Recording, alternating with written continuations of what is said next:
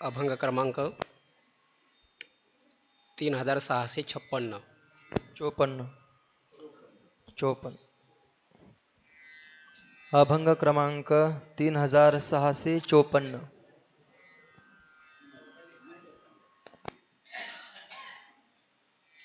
काय दोन अभंग काय बोनस दिले काय मला?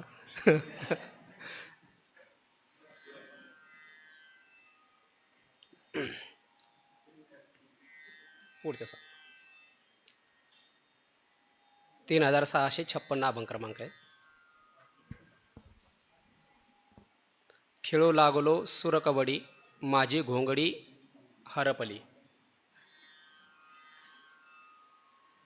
पवित्र श्रीला इंद्रायणी मातेच्या तीरावरती भगवान विष्णुमाऊली ज्ञानोबा यांच्या दरबारामध्ये अजान वृक्षाच्या पवित्र शीतल अभंग अशा छत्रछायेखाली भगवान सिद्धेश्वराच्या सानिध्यात परमपूज्य आदरणीय प्रातस्मरणीय गुरुवर्य बाबांच्या समउपस्थितीमध्ये आणि तुम्हा सर्व सिद्ध अनुभूती संपन्न महापुरुषांच्या समोर समवेत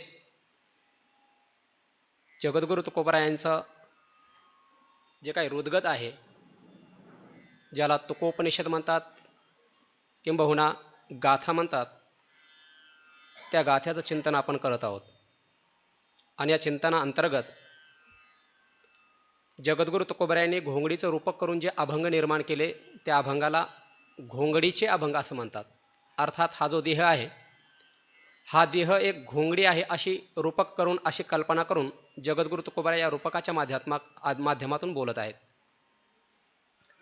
तुकोबराय म्हणतात, मी सुरकवडी खेळू लागलो.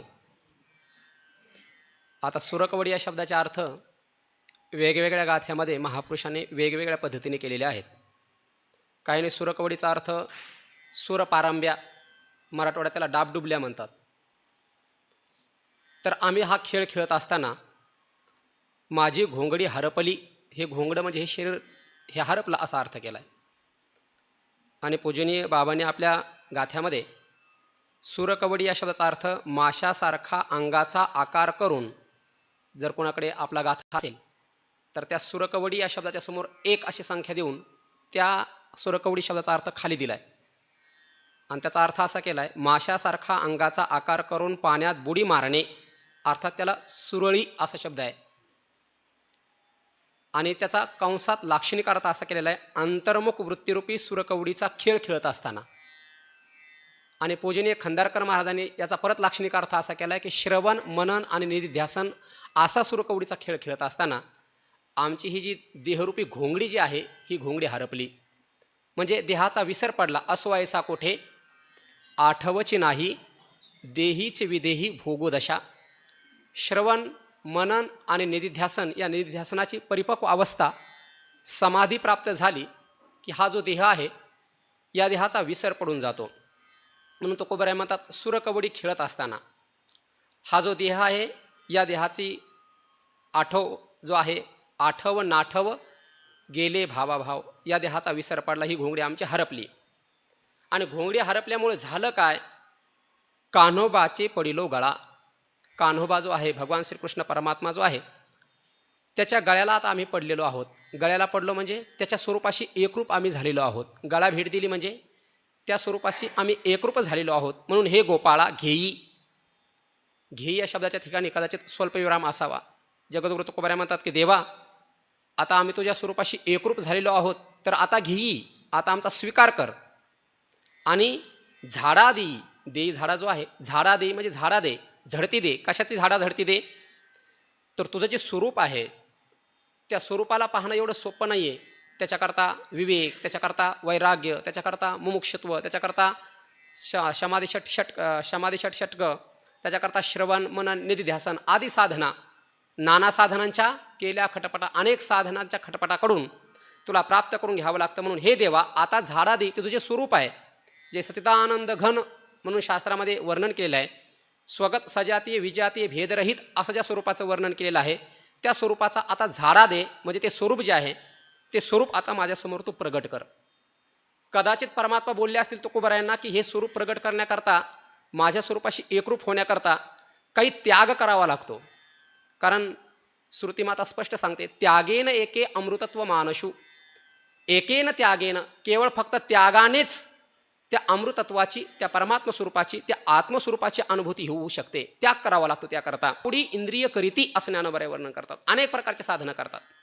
तर जगद्गुरु तुकोबाराय म्हणतात, कदाचित देवा तुम्हाला असं वाटत असेल की तुमच्या प्राप्तीकरता त्याग करावा लागतो, तर मग मी तो हा घे उघडा झालो. हा घे, घे शब्दाचा अर्थ घे करायचा. हा घे तुझ्या प्राप्तीकरता देवा, मी तो शब्दाचा अर्थात तर करायचा. एवढं लवकर विचलित नका न होऊ तुम्ही. ती लोक येतेच जातील, ते चालूच राहणार आहे. तुम्ही तिकडे पाहिलं की माझं लक्ष विचलित होतं. तुकोबाराय म्हणतात, हा घे, मी तो उघडा झालो. मी तो शब्दाचा अर्थ करायचा तर. मी तर आता तुझ्या प्राप्तीकरता उघडा झालेलो आहे. म्हणजे उघड्या या शब्दाचा अर्थ होतो अनावृत्त, म्हणजे कुठल्याच प्रकारचा मल, विक्षेप, आवरण काहीही मी माझ्या ठिकाणी शिल्लक ठेवलेलं नाही. मग आता मी जर तुझ्या प्राप्तीकरता काही शिल्लक ठेवलं नाही, मी जर उघड्या झालो आहे, तर मग मी सगळ्यांना सोडून आलेलो आहे. अवघ्या आलो बाहेरी, सगळ्यांच्या बाहेर आता मी आलेलो आहे. मल, विक्षेप, आवरणाच्या बाहेर मी आलो. स्थूल तदात्मानस, दुसरं कोणतं साधन आहे आपल्याकडे त्या परमात्मा स्वरूपाच्या प्राप्तीचं? तदात्मानस, दुसरं कोणतं साधन आहे आपल्याकडे त्या परमात्मा स्वरूपाच्या प्राप्तीचं किंवा निश्चयाचं? बुद्धिनिश्चये आत्मज्ञान असं वर्णन केलं आहे. आणि विचारसागरामध्ये बुद्धी जाणे आणि न जाणे असंही म्हणत असताना, कोणती बुद्धी जाणे? शुद्ध बुद्धी न जाणे, अशुद्ध बुद्धी, शुद्ध बुद्धी जाणे, अशुद्ध बुद्धी न जाणे. मग कदाचित तुकोबाराय तुम्ही तुमच्यासोबत बुद्धीला तरी घेऊन आला असाल ना, तर जगद्गुरु तुकोबाराय म्हणतात, ही जी कच्ची जी बुद्धी आहे ना, तो का म्हणे बुद्धी काची, कच्ची असणारी बुद्धी ती सुद्धा आता आम्ही आमच्या पाशी ठेवलेली नाही. तो का म्हणे काची बुद्धी नाही ठाईची मजपासी, ठाईची म्हणजे मुळातच आता ती बुद्धीसुद्धा आम्ही आमच्यापाशी ठेवलेली नाही, पूर्वीपासूनच ठेवलेली नाही आहे. म्हणजे बुद्धीचाही त्याग या ठिकाणी झालेला आहे. एक जोपर्यंत विवेक परिपूर्ण होत नाही तोपर्यंत बुद्धीची आवश्यकता लागते, बुद्धीचा निश्चय लागतो. पण निश्चय रूपता प्राप्त करून घेण्याकरता त्या बुद्धीलाही पाठीमागं सारावं लागतं. ती बुद्धीची खोळसुद्धा ती सुद्धा सोडून द्यावी लागते. आणि त्या बुद्धीची खोळ सोडून दिली की मग त्या स्वरूपाशी एकरूप होता येतं. ज्ञानोबाराय वर्णन करतात, एकदा का त्या स्वरूपाशी एकरूप झालं की पुन्हा तो साधक पाठीमागे येत नाही. सरितेची नि ओघे सिंधू जळा मिनले घोगे, ते काय वर्तत आहे मागे म्हणून पाहू येती ना, ते समुद्रची होऊनी ठेले, तेवी चित्ताचे चैतन्य झाले, जेथ याता यात निमाले घनानंद जे. म्हणून जगद्गुरु तुकोबाराय सांगतात, देवा तुझ्या प्राप्तीकरता आता मी उघडा झालेलो आहे, सगळ्यांच्या बाहेर मी आलेलो आहे. ही बुद्धीची उपाधी, ती बुद्धीसुद्धा मी आता माझ्या ठिकाणी ठेवलेली नाही. मुळातच पहिल्यापासूनच त्या बुद्धीचाही आम्ही त्याग करून टाकलेला आहे. मग आता देवा मला तुझ्या स्वरूपाशी एकरूप करून घेण्याकरता अडचण काय आहे? एवढं बोलून सुद्धा, सगळा त्याग करून सुद्धा, बुद्धीचाही त्याग करून, विक्षेपाचा, मलाचा, सगळ्यांचा त्याग करून, तीन देहाचा, पंचकोशाचा त्याग करून मी तुझ्याजवळ आलोय, तरी सुद्धा तुम्हाला स्वीकार करत नाही. कदाचित माझी घोंगडीची उपाधी ही मलिन सत्वात्मक अविद्या असल्यामुळे तू माझा स्वीकार करत नाही काय? जर सूक्ष्म विचार करून पाहिला तर तुझी आणि माझी घोंगडी हे काय भिन्न आहेत का? तुझ्यापाशी जी घोंगडी आहे तीच माझ्यापाशी आहे, आणि माझ्यापाशी जी आहे तीच तुझ्यापाशी आहे. घोंगडियाची एक ही रासी, रास तुझं जे घोंगडं आहे आणि माझं जे घोंगडं आहे, या घोंगड्याची रास मात्र एकच आहे. त्याजपाशी तेही होते, तेही त्याजपाशी होते. जे माझ्या ठिकाणी आहे तेच त्याजपाशी, म्हणजे त्या परमात्मा तुझ्यापाशी तेच होतं, तेच तुझ्यापाशी आहे.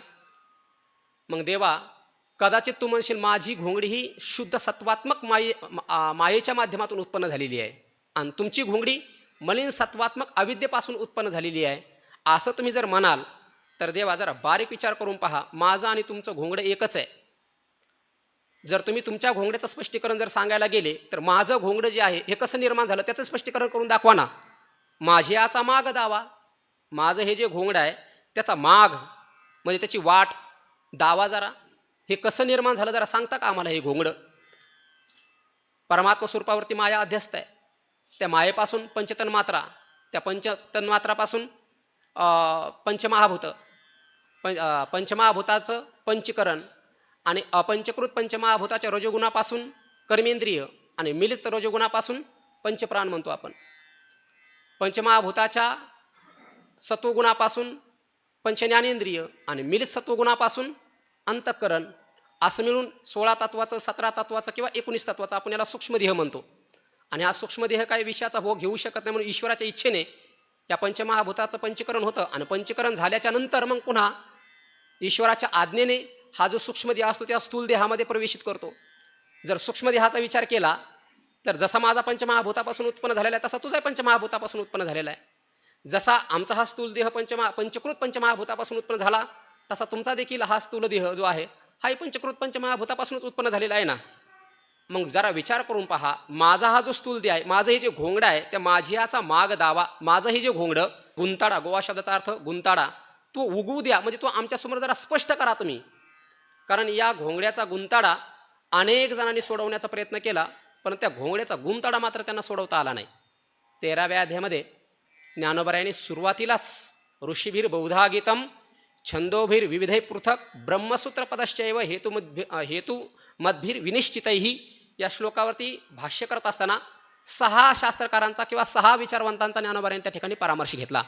स्वभाववादी, कालवादी, मायावादी, सांख्यवादी, ईश्वरवादी असे हे जे आहेत त्या सगळ्यांचा विचार त्या ठिकाणी ज्ञानोबरायांनी घेतला. आणि शेवटी ज्ञानोबराय सांगतात या कुणाला किंवा भगवंत सांगतात या कुणालाही या क्षेत्राचं तात्विकरित्या किंवा जसं हे क्षेत्र आहे तसं यथार्थरित्या वर्णन यांना मात्र करता आलं नाही. मोठमोठे ऋषी महामुनी जे आहेत त्यांना सुद्धा करता आलं नाही. एवढ्या बाकीच्यांचा विचार तर सोडाच, पण या ज्ञानाची परंपरा ज्या भगवान शंकरापासून उत्पन्न झाली ना, तरी आदिगुरु शंकरा त्यांना सुद्धा या क्षेत्राचा हिशोब किंवा हा गुंताडा सोडवता आला नाही. येण्याची पै कारणे राज्य तिजिले ईशाने गुंती जाणूनी स्मशाने वासू केला, ऐसिया पैजा महेसा पांघुरने दाही दिशा लांचकर म्हणून कोळसा काम केला, असे भगवान शंकर. पण त्यांना सुद्धा या क्षेत्राचा हिशोब, त्यांना सुद्धा या क्षेत्राचा गुंताडा सोडवता आला नाही. म्हणून हे देवा, ही घोंगडी जी आहे, हे क्षेत्र जे आहे, हा जो देह जो आहे हा कसा उत्पन्न झाला याचा गोवा तुम्ही आमच्यासमोर, म्हणजे याचा गुंताडा आमच्यासमोर प्रगट करून द्या. आणि हा जो गुंताडा सुटला तर त्याचं फल काय प्राप्त होतं? क्षेत्र आणि क्षेत्रज्ञाते जाणणे आहे आणि एक क्षेत्रज्ञ आहे, हा आत्मा आहे, हे अनात्मा आहे, असं स्पष्ट ज्ञान झाल्याच्या नंतर फल काय प्राप्त होतं, फायदा काय प्राप्त होतो? आत्मा तो आत्मा याच्या ठाई देखीजे देहीचा धर्म दे, देहाचे धर्म काय आहेत हे काळथुकरण जर झालं, बुद्धीने याचा निश्चय केला की मग अनात्म जे असतं त्याचा आपोआप त्याग होत असतो, म्हणजे क्षेत्राचा आपोआप त्याग होईल आणि हा आत्मा मी आहे आणि त्या आत्मस्वरूपाशी तो साधक एकरूप होऊन जाईल. म्हणून हा विचार या ठिकाणी सांगितला जातो. आणि हा विचार परिपूर्ण झाला, जीवनामध्ये उतरला, त्या आत्मस्वरूपाशी बुद्धी एकरूप काय एकदा झाली की पुन्हा या क्षेत्राच्या माध्यमातून, या घोंगड्याच्या माध्यमातून कितीही कर्म झाले, वर्तमान कर्म त्याच्याकडनं घडलं क्रियामान, तर त्याला त्याचा लेप लागत नाही. आणि या विवेकाच्या बळावरती, या ज्ञानाच्या बळावरती त्याचं संचित कर्म असतं, ते संचित कर्म जळून जातं. ज्ञानाग्नी दग्ध कर्मानी भस्मसात कुरुते तथा असंगतेचा बोध असल्यामुळे क्रियमान कर्म त्याला लागत नाही. त्या ज्ञानाशी तो एकरूप झालेला असल्यामुळे, निश्चित झाल्यामुळे संचित कर्म त्याचं जळून जातं आणि प्रारब्ध कर्म जे असतो तो महापुरुष भोगून संपवतो. मग आता त्या घोंगड्याच्या माध्यमातून संतती उत्पन्न होईल का? संततीत उत्पन्न होणार नाही ना. कारण जगद्गुरु तुकोबारा या ठिकाणी पुढे म्हणतात, देवा असा विचार परिपूर्ण झाला की तुकाराम महाराज, आता तुम्हाला प्रारब्ध संचित क्रियामान कोणतंच कर्म नाही, त्यामुळे पुढचा जन्मरूपी संतान आता तुम्हाला होणार नाही. तुमचं संतान जे आहे किंवा तुमचा वंश जे आहे हा निर्वंश होऊन जाईल, असा मी तुझ्याकडनं आशीर्वाद घेईल. व्हावे ऐसी निसंतान घेईन आन तुझं पाशी. हे देवा, निसंतान व्हावे म्हणजे पुढचा जन्म या घोंगड्याच्या माध्यमातून उत्पन्न करण्याकरता कर्म शिल्लक राहू नये आणि ह्या घोंगडं जे आहे हे निसंतान व्हावं. या घोंगड्याच्या माध्यमातून जेवढं कर्म उत्पन्न होईल हे सगळं भर्जित बीजाप्रमाणे व्हावं आणि भर्जित बीजाप्रमाणे झालेलं कर्म जे आहे ते पुढचा जन्माला जन्म देत नाही. म्हणून तुकोबारा आहे, तुमचं हे घोंगडं निसंतान होईल, अशी आन तुझं पाशी घेईल. अशी आन म्हणजे अशा प्रकारची शपथ मी तुझ्याकडून घेईल की आता जगद्गुरु तुकोबारा आहे, तुम्ही निसंतान झालेले आहात, तुमचा निर्वंश झालेला आहे, तुमचं घोंगडं पुढच्या जन्माला जन्म देणार नाही, अशा प्रकारची आन, अशा प्रकारची शपथ मी तुझ्याकडनं घेईल. आणि हे देवा, जर तुझा आणि माझं घोंगडं जर एकच आहे, जे तुझ्यापाशी आहे तेच माझ्यापाशी आहे, हा जर गुंताडा विचार करून केल्याच्या नंतर सुटतो आणि जर मग त्या असं ज्ञान झाल्याच्या नंतर तर त्याच्या त्या घोंगड्याच्या माध्यमातून जर ते घोंगडं निसंतान होत असेल, पुढचा जन्म त्या घोंगड्याच्या माध्यमातून उत्पन्न होत नसेल, तर मग देवा जसं तुला कर्माचा लेप लागत नाही तसंच मग मीही झालो ना, मग मलाही कुठल्या कर्माचा लेप लागणार नाही ना. मग कशाला तुमच्यात आणि माझ्यामध्ये मी मोठा देव आणि तुम्ही कुणी एक भक्त, अशा प्रकारचा भेद, लहान मोठा भेद हा कशाला धारण करता? तुका म्हणे लहान मोठा. हे देवा, लहान मोठा हा ताठा देवा सांडावा. हे देवा, हा लहान मोठा ताठा सांडावा. तुम्ही मोठे आणि आम्ही कोणी लहान, असा हा जो ताठा तुम्ही धारण केलेला आहे, हा अहंकार, हा गर्व जो तुम्ही धारण केलेला आहे ना देवा, तो मात्र सांडा. सांडा म्हणजे तो सोडून द्या. आता तुझं माझं नाही भेद, केला सहज विनोद. जसं मी म्हणत आहे ना, तसं तुम्ही म्हणा की जगद्गुरु तुकोबरा आहे, तुमच्यात आणि माझ्यात कुठल्याही प्रकारचा आता भेद राहिलेला नाही, असं तुम्ही म्हणा. आणि तुम्ही जो मी देव आहे, मी षडगुण ऐश्वर्य संपन्न आहे, ऐका, यश, श्री, औदार्य, ज्ञान, वैराग्य, ऐश्वर्य, असं असा मी मोठा आहे, म्हणून तो भगवंत, तुम्ही म्हणून भगवंत आहे असं जर म्हणत असाल, तर हा ताठा, हा अहंकार, हा गर्विष्ठपणा हा सोडून द्या आणि तुमच्यात आणि माझ्यामध्ये एकरूपता होऊन जाऊ द्या. जगद्गुरु तुकोबरा आहे पुढच्या अभंगातून, हे देवा, तुझ्या स्वरूपाशी मी विनाकारण एकरूप होत नाही. तुझ्या स्वरूपाशी एकरूप होण्याकरता जे करावं लागतं हे सगळं मी केलेलं आहे, म्हणून मी तुझ्या गळ्यात पडत आहे, म्हणून तुझ्या स्वरूपाशी एकरूप होऊ पाहत आहे. आणि एवढं करून जरी तुम्हाला तुझ्या स्वरूपाशी एकरूप करून जर घेत नसतील ना, तर मग मी आता तुझी तक्रार करेल, मी तुझ्या चाड्या लावेल. अशा प्रकारची धमकी या अभंगातून देतात. म्हणजे सुरुवातीला समजून सांगतात, पडू दे गळ्यामध्ये, आलिंगन देऊ दे, पण एवढं समजून सांगून देव जेव्हा ऐकत नाही, स्वरूपाशी एकरूप करून घेत नाही, आलिंगन देत नाही, तेव्हा तुकोबरा म्हणतात, आता मी तुझी चाडी सांगेल. अशी धमकी पुढच्या अभंगातून देतात. नाही तुझे उगा पडत गळा, पुढे गोपाळा जाऊ नको. हे गोपाळा, गोपाळ या शब्दाचा अर्थ, गो आपण या शब्दाचा अर्थ इंद्रिय करतो, आणि त्या इंद्रियांचा जो पालन करतो त्याला गोपाळ म्हणतात. आणि त्या स्वरूपाशी भेट तोच व्यक्ती देऊ शकतो ज्याने आपल्या इंद्रियाचं संयमन केलेलं आहे. कुर्मुंगाने यदा संहरते चायम कुर्मुंगा निव सर्वशः. हे इंद्रिय जया नाकळती, तया सुखदुःखे दोन्ही न पवती, आणि गर्भवास संगती नाही तया तोच नित्यरूप पार्था. ओळखावा सर्वथा जो या इंद्रियार्था नागवीची. हे जे आत्मसुख जे आहे, या इंद्रियांना माहिती न होता ते भोगावं लागतं. म्हणून तर ज्ञानोबा म्हणतात, जो इंद्रिया ते चोरून जीवी, तयासीच फावे तैशी आत्मप्रभा नित्य नवी, तीच करुणी ठाण देवी. जो इंद्रिया ते चोरून जीवी, तयाशीच फावे. आणि या इंद्रियांना आवरणं एवढं सोपं नाही. त्या इंद्रियांचं संयमन परमात्म्याची कृपा झाली तर होऊ शकते. म्हणून जाणीवपूर्वक ते परमात्मा तो कुणाला प्राप्त होतं, ज्यांनी इंद्रियांचं संयमन केलं त्याला. म्हणून जाणीवपूर्वक इथं जगद्गुरु तुकोबरा देवाकरता संबोधन वापरतात. हे गोपाळा, पुढे जाऊ नको, आता मला सोडून तू जाऊ नको, तुझ्यात आणि माझ्यामध्ये भेट ठेवू नको. मी काय विनाकारण तुझ्या गळ्यामध्ये पडत नाही, नाही उगे पडत गळा, विनाकारण मी तुझ्या गळ्यामध्ये पडत नाही. तुझ्या गळ्यामध्ये पडण्याकरता, तुझ्या स्वरूपाशी एकरूप होण्याकरता मी पुष्कळ प्रयत्न केलेले आहेत. आणि एवढं करून मग कोणते कोणते प्रयत्न केले? तुझ्या प्राप्तीकरता, तुझ्या स्वरूपाशी एकरूप होण्याकरता, तुला आलिंगन देण्याकरता इंद्रिय निग्रह करावा लागतो, तुम्ही केला. मनोनिग्रह करावा लागतो, तुम्ही केला. विवेक धारण करावं लागतं, ते मी केला. वैराग्य धारण करावं लागतं, तेही मी केलं. काय सामान्य वैराग्य धारण केलं काय? जाळूनी संसार बैसलो अंगणी, अख्ख्या संसाराची राख रांगोळी केली. कुणाकरता केली? कुणाकाराने केली? संसाराचरील चहाड तुझे दावीन घरी, बोलल्या उरी नाही ऐसी. मी काय करेल? घरी तुझे चहाड दावीन. घरी म्हणजे कुठं? या संसारामध्ये. हे जे काही साधू संत राहतात ना, त्या संतांच्या घरी मी जाईल आणि त्यांच्या घरी जाऊन तुझी चाहडी लावील. तुझी चाहडी लावील म्हणजे काय करेल? तुझ्या चुगल्या गोष्टी सांगेल मी. कशा सांगेल? की देवाने सांगितलं होतं, जे माझ्या प्राप्तीकरता त्याग करतात मी त्यांना प्राप्त होतोच. जे माझ्या प्राप्तीकरता विषयाचा त्याग करतात मी त्यांच्याकरता सुलभ होतोच, मी त्यांना भेट देतोच. सर्वस्वाचा जे त्याग करतात त्यांना मी भेटतोच. असं तुझे सांगितलेलं जे आहे, त्या बोलण्या उरी नाही ऐसी. त्या परमात्म्याच्या बोलण्यामध्ये उरी नाही, म्हणजे त्या बोलण्याच्या परमात्म्याच्या बोलण्यामध्ये कुठल्याही प्रकारचा अवकाश नाही, म्हणजे त्या परमात्म्याच्या बोलण्यामध्ये दम नाही असं मी सांगेन. बोलला तो परमात्मा, अनन्यास चिंतयंतो माम, परंतु त्या परमात्म्याच्या बोलण्यामध्ये काही दम दिसत नाही. करायला पाहिजे ते सगळं केलं ना मी, अनन्य झालो ना परमात्म्याची. काहीतरी ठेवलंय काय सोबत? उघडा झालो ना आता मी. घोंगडं बिंगडं सगळं त्याग केलाय, सगळ्याच्या बाहेर आलोय. सगळं करून सुद्धा हा परमात्मा भेट देत नाही, गळ्याला पडू देत नाही, स्वरूपाशी एकरूप करून घेत नाही. सगळं केलं आणि तरी एकरूप करून घेत नाही. म्हणून हे देवा, आता मी तुझ्या घरामध्ये चाड्या लावेल, या जगामध्ये ओरडून सांगेल देवाने जे सांगितलेलं ते खोटं आहे. त्या परमात्म्याच्या बोलण्यामध्ये कुठल्याही प्रकारचा दम नाहीये, त्याचं हे बोलणं सगळं खोटं आहे असं मी सांगेल. आणि असं जगद्गुरु तुकोबाराने देवाला धमकी दिल्याच्या नंतर तुकाराम महाराज म्हणले, काही करा पण माझ्या चाड्या लावू नका बाबा. म्हणजे अपप्रचार माझा करू नका निवडणुकीच्या टायमामध्ये, असं करू नका तुम्ही. आणि मग जगद्गुरु तुकोबाराने धमकी दिल्याच्या नंतर जेव्हा जरा तालाव आला, जागेवाला, आणि मग आलिंगन दिलं. आणि आलिंगन दिल्याच्या नंतर जगद्गुरु तुकोबाराय म्हणतात, तुम्हा आम्हा आड पडदा होता तुमच्यात आणि आमच्या मधामध्ये, जो आता पडदा होता ना देवा, तो पडदा सरला पुढे जायचं. आणि त्या सरलाच्या ठिकाणी समोर तिथं स्वल्पविराम असावा कदाचित. तुकोबाराय म्हणतात, तुम्हा आम्हा आड पडदा होता तो सरला, तुमच्यात आणि आमच्यात जो पडदा होता ना, आता तो अज्ञानाचा जो पडदा होता तो सरला. आता ते पडदा विरळून गेला. आणि तो पडदा विरल्यामुळे झालं काय, आता आता म्हणजे केव्हा, अनंतरीय वाचक. तुमच्यातला आणि आमच्यातला हा जो अज्ञानाचा जो पडदा होता तो पडदा आता सरला. आणि सरल्याच्या नंतर देवा सरोबरी तुमच्यात आणि माझ्यात आता बरोबरी झाली. म्हणजे जसा तुम्ही सच्चिदानंद घन आहात तसाच मी सुद्धा सच्चिदानंद घन आहे.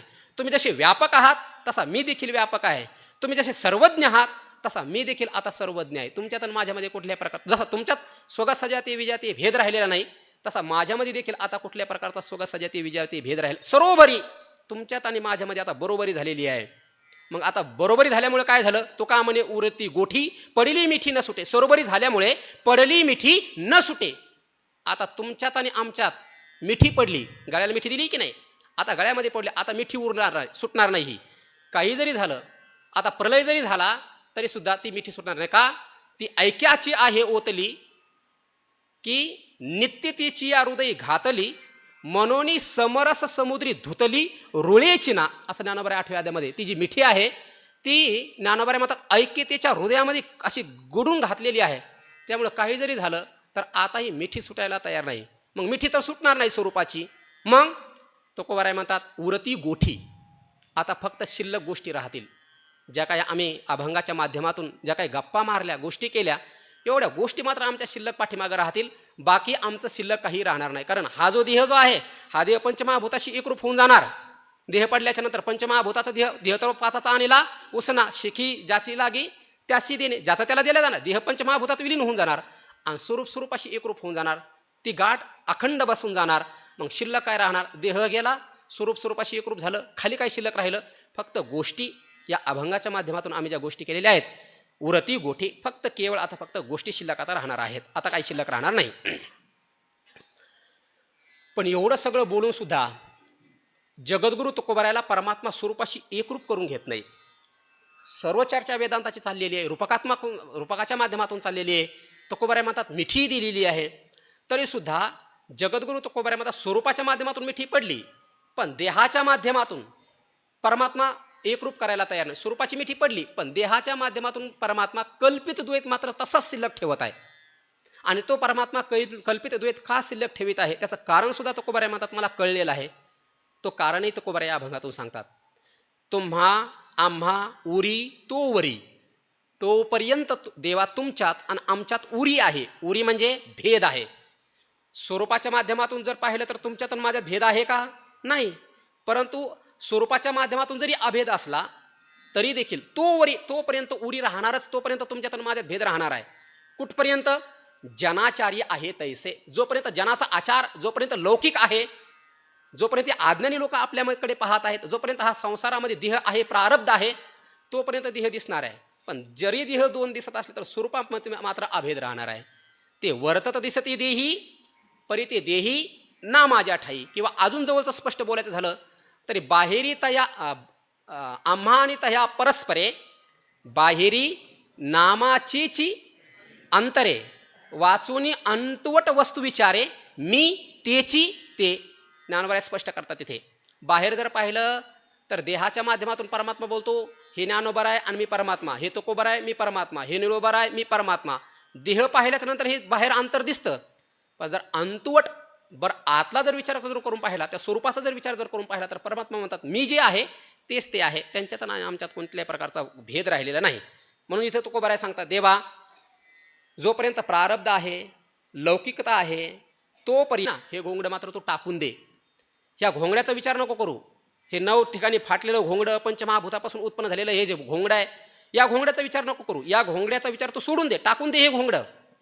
आणि जेव्हा तू हे घोंगड्याचा त्याग करशील, त्याग झाल्याच्या नंतर एके ठाई मग असो. जेव्हा तू या घोंगड्याच्या उपाधीचा त्याग करशील तेव्हा देवा विचार करून जर पाहिला तर मग एके ठाई मग असो. एकेच ठिकाणी तुम्ही आणि आम्ही असू.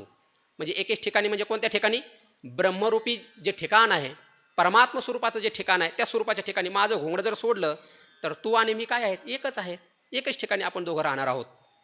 पण हे देवा, एवढं बोलून जरी तू जर मला तुझ्या स्वरूपाशी एकरूप जर करीत नसशील आणि विरोध जर धरत असशील, विरोधे पडे तुटी, जरी तू विरोध बाळगत असशील म्हणजे तुझ्या स्वरूपाशी मला एकरूप करून घेत नसेल, जरी तू म्हणत असशील तुमचा देह 3.5 हाताचा आहे, तुमची घोंगडं मलिन सत्वात्मक अविद्येचं आहे, तुम्ही अल्पज्ञ आहात, तुम्ही परिच्छिन्न आहात, तुम्ही स्वगत सजातीय विजातीय भेदरहित आहात, असे विरोधाने असा विरोध जर तुम्ही धारण करत असाल तुमच्यात आणि माझ्यात, तर मग देवा तुटी पडे, मग मात्र अंतर पडेल.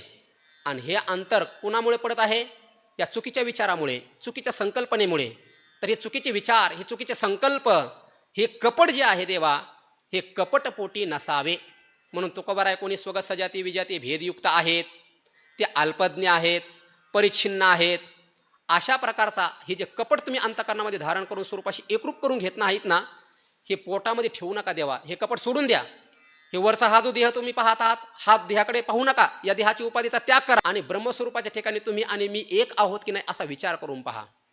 पण एवढे बोलून तुकोबारायला देव परमात्मा एकरूप करून घेत नाही. त्यावेळेला तुकोबाराय म्हणतात, तुका म्हणे तू जाणता हरी.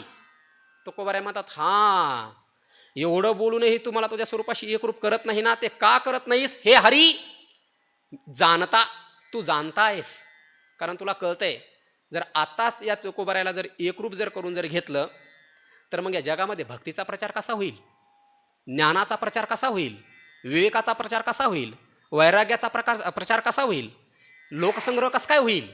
कारण हे साधू संत जे आहेत लोकसंग्रहाकरता तर आलेले आहेत, अज्ञानी लोकांना सन्मार्गाला लावण्याकरता तर आलेले आहेत. आम्ही वैकुंठवासी आलो याचे कारणासी, बोलिले जे ऋषी साचे भावे वर्ताया झाडू संतांचे मार्ग. याकरता तर हे संत आलेले असतात. अज्ञानी लोकांना काही कळत नाही, ते अज्ञानी लोक उन्मार्गी होऊ नयेत म्हणून तरी साधू संत खाली येत असतात. श्रुती स्मृतीचे अर्थ आपणचे होऊन मूर्त अनुष्ठाने जगा देत वडील जे, हे अज्ञानी लोकांना अनुष्ठानाच्या माध्यमातून, विचाराच्या माध्यमातून, कथा कीर्तन प्रवचनांच्या माध्यमातून हे ज्ञान कळालं पाहिजे, हा प्रचार प्रसार झाला पाहिजे. म्हणून देवा मज बाहेरी बोलाविसी, म्हणून मला बाहेर ठेवत आहेस की काय? म्हणून मला तुझ्या स्वरूपाशी एकरूप होऊ देत नाहीस की काय? तू मला त्या स्वरूपाशी एकरूप का होऊ देत नाहीस त्याचे कारण मला कळलेले आहेस, हे जगद्गुरु तुकोबार येथे बोलतात.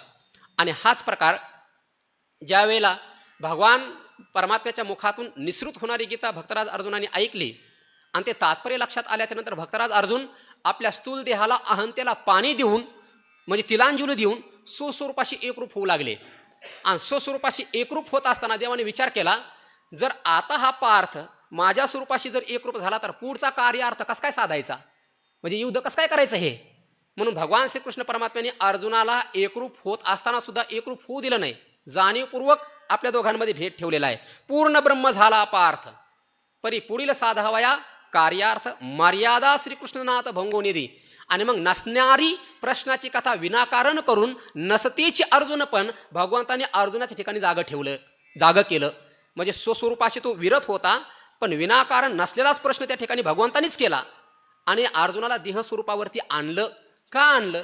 जर अर्जुन देहस्वरूपावरती आला नसता तर पुढचं युद्ध झालं असतं का? झालं नसतं. म्हणून जाणीवपूर्वक परमात्म्याने जसं अर्जुनाला स्वरूपापासून बाहेर आणलं तसं जगद्गुरु तुकोबार म्हणतात, हा मला आता कळालं, तुझ्या प्राप्तीकरता मी सर्व त्याग केला की नाही? केला. जे करायला पाहिजे होतं ते केलं की नाही? केलं. सगळं उडं व्हायला पाहिजे होतं, झालो की नाही? सगळं झालं.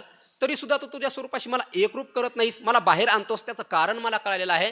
तुला लोकसंग्रह करून घ्यायचा आहे, तुला आमच्याकडनं भक्तीचा प्रचार करून घ्यायचा आहे, तुला आमच्याकडनं हे काव्य करून घ्यायचं आहे, तुला आमच्याकडनं हे जे दांभिक लोक आहेत त्यांच्यावरती कोरडे ओढून घ्यायचे आहेत. कदाचित याकरता तो आम्हाला पाठीमागं ठेवीत असला पाहिजे. म्हणून जगद्गुरु तुकोबाराय म्हणतात, तुका म्हणे तू जाणता हरी मज व्यवहारी बोलविसी. जाणीवपूर्वक मला तू व्यवहारामध्ये ठेवत आहेस आणि कशाकरता ठेवत आहेस ते मला कळलेलं आहे. पण हे देवा, तुमचा हा जो स्वभाव आहे ना, पोरच्याचं सगळंच घ्यायचं ना आपलं काहीच नाही द्यायचं, हे चांगलं नाही बरं का. तुम्ही सगळं घेता की नाही? म्हणजे देव कुणाला भेटतो बरं? काय आहे ना वाटतं ते, सर्वस्वासी मुकावे तेने हरीशी जिंकावे. म्हणजे सर्वस्वाचा त्याग करावा लागतो तेव्हा कुठं परमात्मा भेटतो. मग तुमचा स्वभाव काय आहे? सर्वस्वाला जो मुकला, सर्वस्वाचा ज्याने त्याग केला त्याला तुम्ही स्वरूपाशी एकरूप करून घेता. बरोबर, हे तुमचं म्हणणं आहे. मग तुम्ही तुमचं काय देता सांगा ना. ज्याला स्वरूपाशी एकरूप करून घ्यायचं आहे त्याचे देह घेता, त्याचे कोश घेता, त्याचा आज्ञान घेता, त्याच्या ठिकाणी काहीच वर्ण धर्म काहीच ठेवत नाही. मग तुम्ही तुमचं काय देता? कारण आपण आपलं सर्व दिल्याच्या नंतर काही प्राप्त दान देण्याकरता काही देण्याकरता कोणी शिल्लक राहतं का? आहे तेच त्या ठिकाणी शिल्लक राहतं स्वरूप. शेवाळ बाजूला केलं की स्वरूप त्या ठिकाणी आहेच आहे. आकाशात ते ढग गेल्याच्या नंतर आकाश त्या ठिकाणी आहेच आहे. तसं आज्ञा निवृत्त झालं, पडदा हा गेला की स्वरूप काय द्यायचं आहे का? ते आहेच ना. पण हे देवा, तुझा एक स्वभाव आहे, घाण सवय तुला लागलेली आहे. तू पुढच्याचं सगळं घेतो पण स्वतःचं मात्र काहीच देत नाही. असा भाव पुढच्या अभंगातून व्यक्त करतात. मुळीचा तुम्हाला लागला चाळा. हे देवा, तुम्हाला मुळीचा चाळा लागला. मुळीचा म्हणजे सुरुवातीपासून, फार प्राचीन काळापासून तुम्हाला एक चाळा लागलाय. चाळा लागलाय म्हणजे तुम्हाला एक नाद लागलाय. आणि नाद लागला की ते सुटत नसतो. नाद म्हणजे व्यसन. आवडी आणि लाजवी, व्यसनवाणी आणि पिशा आणि न भुलवी तरी ते काय. ज्याला नाद लागला, व्यसन लागलं, ते सुटत नसतं लवकर. श्रवणाचं तरी आपल्याला एक व्यसनच आहे की नाही. जे तर सांगत याचे बोलणे खुंटे आणि ऐकत याचे व्यसन तुटे. कोणतंही घ्या, व्यसनच आहे. पण जगद्गुरु तुकोबराय म्हणतात तसं देवा, तुला एक नाद लागला, तुला एक व्यसन लागली, तुला एक सवय लागली. कोणती सवय लागली? आणि ती सवय, तो गोपाळा न सांडा. गोपाळा, तो जो सवय आहे, तो जो चाळा आहे, तो चाळा न सांडा. तो चाळा तुम्ही सोडत नाहीत. म्हणजे ती सवय तुमची सोडत नाही. तुमची कोणती सवय सोडत नाही परमात्मा? घ्यावे त्याची देणीची नाही. घ्यावे त्याची देणीची नाही. ज्याचं तू घेतोस, घेतल्याच्या नंतर देणीच नाही, म्हणजे एकदा घेतलेलं पुन्हा देत नाही असा अर्थ करा.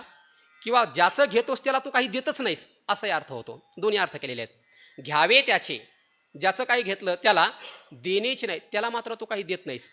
हा तुझी जी घाण सवय ही फार वाईट आहे. आणि येची वाही देखत असो. आणि हीच रीत, वाही शब्दाचा अर्थ केला आहे रीत. आणि ही रीत जी आहे देखत असो, आम्ही ही रीत तुमची पाहत आहोत. कोणती? एखाद्याचं काहीतरी घ्यायचं आणि घेतल्याच्या नंतर त्याला द्यायचं नाही, ही तुमची रीत जी आहे, ही जी चाळा आहे, ही जी लागलेली सवय आहे देवा, ही आम्ही पाहत आहोत. मग तुकोबर आहे, तुमचं काय घेतलं ते सांगा, बाकीचंच नका सांगू, आमचे दोष नका सांगू. तुम्ही जे बोलताना घेतो आणि पुन्हा काही देत नाही, तर तुमचं काय घेतलंय ते सांगा. घोंगडं तू घेतलंस ना, माझी तरी घोंगडी मोठी, एवढी मोठी घोंगडी घेतली माझी सगळी, आणि माझं घेतल्याच्या नंतर गांडीची लंगोटी न सोडीसी. माझं एवढं घोंगडं घेतलं आणि तुझं मात्र लंगोटं सुद्धा सोडायला तू तयार नाहीस. म्हणजे तुझं एवढं तरी द्यायला तयार आहेस की तू? तुझे सद्रूप, चिद्रूप, आनंदरूप म्हणतात, त्याच्यातला एक कण तरी द्यायला तयार आहेस का? तुम्हाला एवढं तरी देतोयस का? एवढं माझं सगळं घेतलं, माझा संसार घेतला, माझं घरदार घेतलं, माझं सर्वस्व घेतलं, माझं स्थूल सूक्ष्म कारण सर्व घेऊन टाकलं, सगळं एवढं मोठं घोंगडं माझं घेऊन टाकलं, काही शिल्लक ठेवलं नाही, आज्ञानसुद्धा खाऊन टाकलं सगळं. मग सगळं घेतल्याच्या नंतर तू तुझं काय सोडायला तयार आहेस? तुझी तर लंगोटीसुद्धा तू सोडायला तयार नाहीस. पण हे देवा, तू जरी तुझी लंगोटी नाही सोडली तरी सुद्धा तुझं सर्वस्व कसं घ्यायचं हे मात्र मला चांगलं माहिती आहे, आणि ते मी घेणार. ते कसं प्राप्त होतं ते पुढे सांगतात. तुका म्हणे मी सांडिली आशा. तुकोबाराय म्हणतात, तू काहीतरी देशील ना, ही आशाच मी सांडली, ही आशाच मी सोडून दिलेली आहे. आणि ही जी आशा आहे, ही आशा सुटली की सगळं काही प्राप्त होतं. जोपर्यंत आशा आहे तोपर्यंत काहीच प्राप्त होत नाही. आशा सुटली की संपूर्ण प्राप्त होतं. आणि ह्या आशा सुटत नाही याकरता आपण त्या दिवशी पुष्कळ श्लोक पाहिले होते आद्यगुरु शंकराचार्यांचे. जटिलो मुंडी लुंचित केशः काशायांबर बहुकृत वेशः पश्यन्नपि न च पश्यति मूढो. नाही, तो श्लोक दुसरा आला माझ्या मुखात. मला श्लोक बोलायचा होता. अंगम गलितम फलितम मुंडम दशनविहीनम जातम तुंडम वृद्धो याति गृहीत्वा दंडम तदपि न मुंचती आशा पिंडम. हे आशा सुटत नाही हे मला सांगायचं होतं. त्या दिवशी आपण पुष्कळ दुश्लोक पाहिले होते. दिनयामिन्यव सायं प्रातः शिशिर वसंतो पुनरायातः कालः क्रीडती गच्छति आयुः तदपि न मुंचती आशा वायुः करतल भिक्षा तरुतल वासः तदपि न मुंचती आशा पाशय. आशा सुटणं शक्य नाही. आणि आशा संपली, आशा संपल्याच्या नंतर तो आशा आहे म्हणूनच जीव दशा आहे. आशा आहे म्हणून जीव दशा आहे. आणि आशा संपली की तो व्यक्ती शिवस्वरूपाला प्राप्त होऊन जातो. म्हणून तुकोबाराय म्हणतात, देवा तुझा घाण स्वभाव आहे, तू एखाद्याचा घेतोस आणि त्याला मात्र काही देत नाहीस. माझं एवढं मोठं घेतलं तू काही देत नाहीस ना, तर तू देशील ही आशाच मी सोडून दिली. आणि आशारूपी फास जो आहे, हुंगिला पासा येथून या, हा फासाच आम्ही सोडून टाकलेला आहे, हा फासाच ठेवलेला नाही. आणि आशारूपी पासा तुटल्यामुळे आता तुझ्याकडनं आम्हाला काही घ्यायची गरज नाही. आशारूपी पास तुटला की तो सर्वस्व आम्हाला आपोआप प्राप्त होऊन जातोस, तुझं सर्वस्व आम्हाला प्राप्त होऊन जातं. पण या देवाने काय केले तुकोबाराय म्हणतात, या आमच्या घोंगड्याला मिठी मारली आणि काही जरी केलं तर हे घोंगडं सोडायला तो परमात्मा तयार नाही, असं पुढे सांगतात.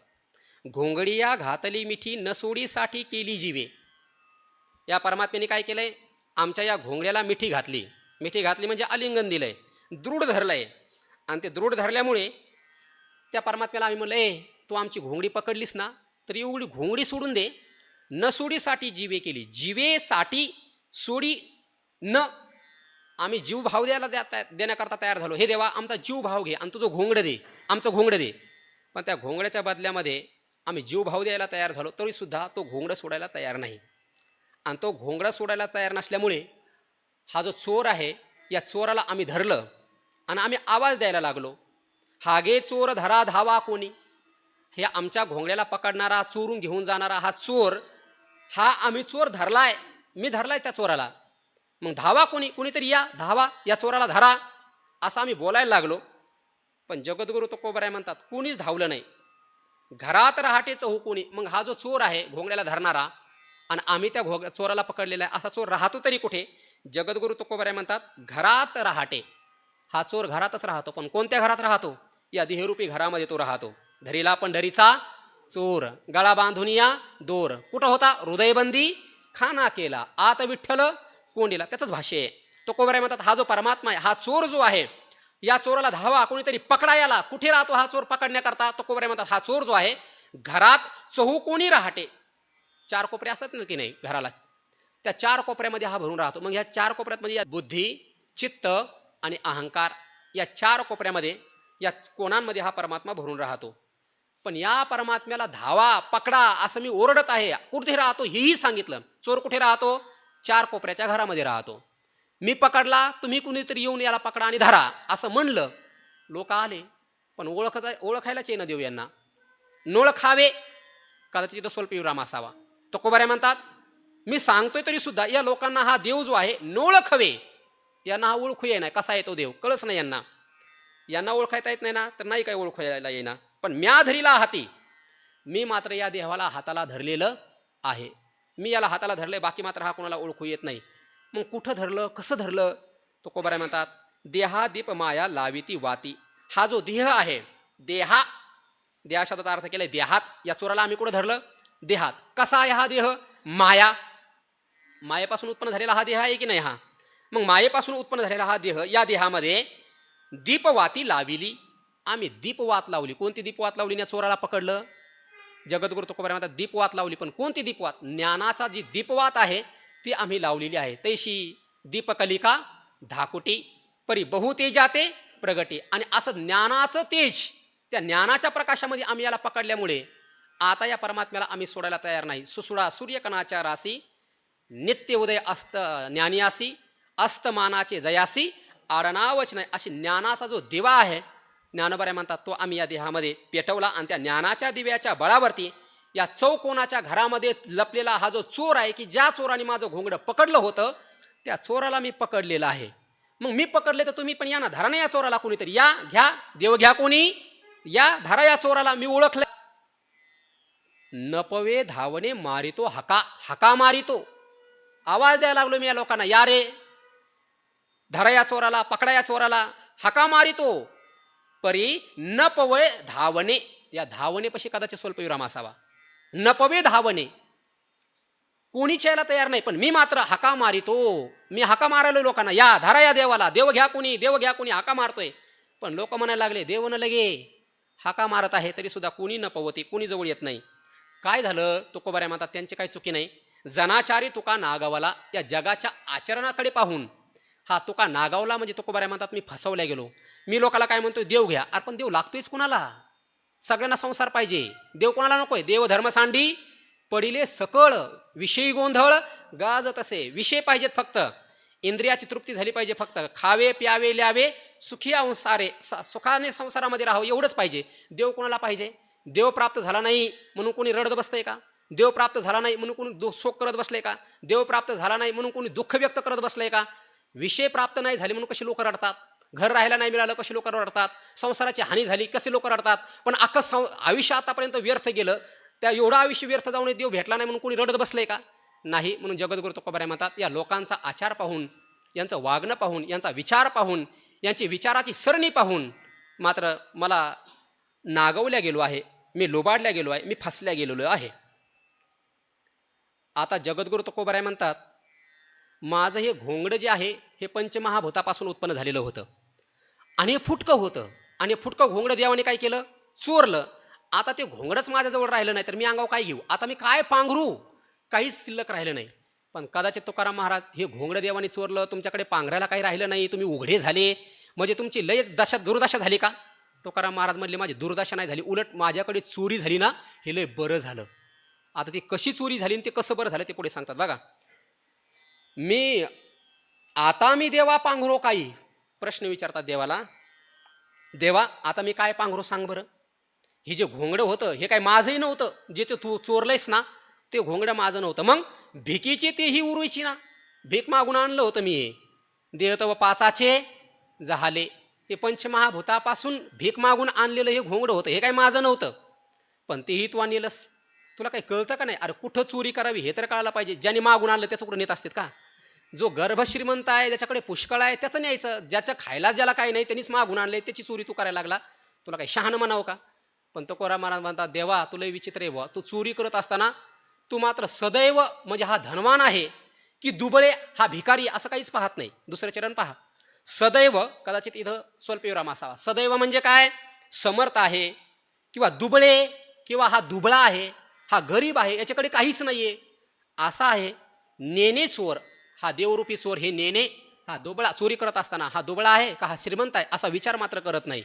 मग काय करतो, देखुनी सुनाट, घर मोकळं झालेलं आहे, घरात कोणी नाही, घर सुनीच नाही असं पाहिल्याबरोबर पाहुनी देखुनी घर फोडितो.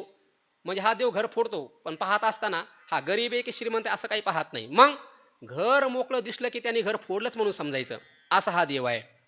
मग मजपासी जे होतं, जे देवाने चोरलं ते कसं होतं, नाही मजपाशी फुटकी कवडी. आता या देवाने घोंगडं चोरल्यामुळे माझ्यापाशी फुटकी कवडी सुद्धा आता राहिली नाही.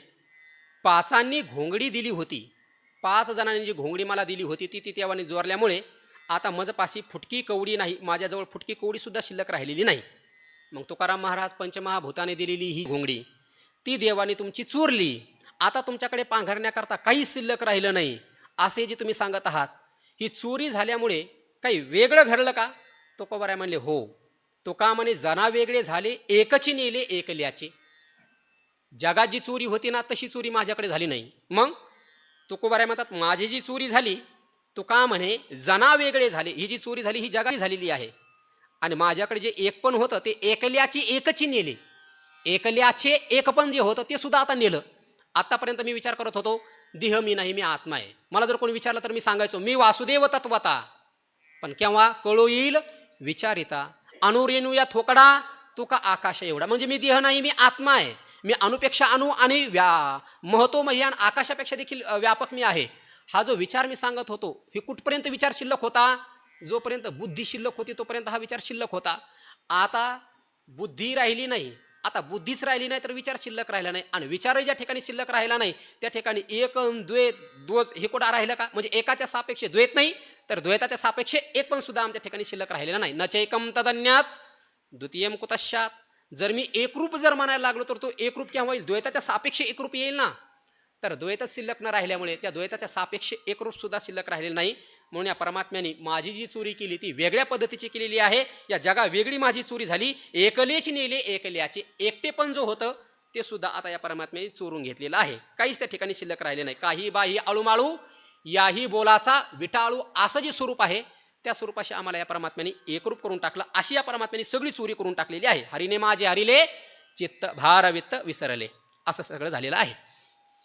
जगद्गुरु तुकोबाराय म्हणतात, आतापर्यंत या जगामध्ये मी आणि माझं असं मी सांभाळून ठेवत होतो, तर त्या परमात्म्याने मी आणि माझं हे सुद्धा ठेवलं नाही, ते सुद्धा त्याने आता चोरून घेतलंय.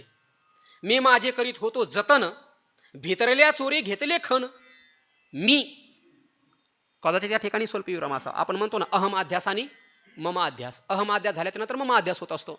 मी म्हणजे कोणीतरी मी तुकोबाराय मी, आणि ही माझी पत्नी, ही भागीरथी माझी मुलगी, हे जिजाऊ माझी पत्नी, हे आवली माझी पत्नी, असं मी आणि माझे हे मी जतन करीत होतो बरं का. आतापर्यंत ठेवलं होतं मी माझ्या ठिकाणी थोडंसं, परंतु आत असणारा जो चोर तो जागा झाला. कारण हृदयामध्येच अर्जुन हृदय तिष्ठती, हृदयामध्येच तो परमात्मा राहत आहे. एरवी सर्वांच्या हृदय देशी. मग आतमध्ये आहे, सर्वांच्या आतमध्ये आहे, तर दिसत का नाही, का ओळखल्या जात नाही? जे प्राणी या कामी भरू, त्याचं उत्तर ज्ञानोबा ज्ञानेश्वरीमध्ये जातात.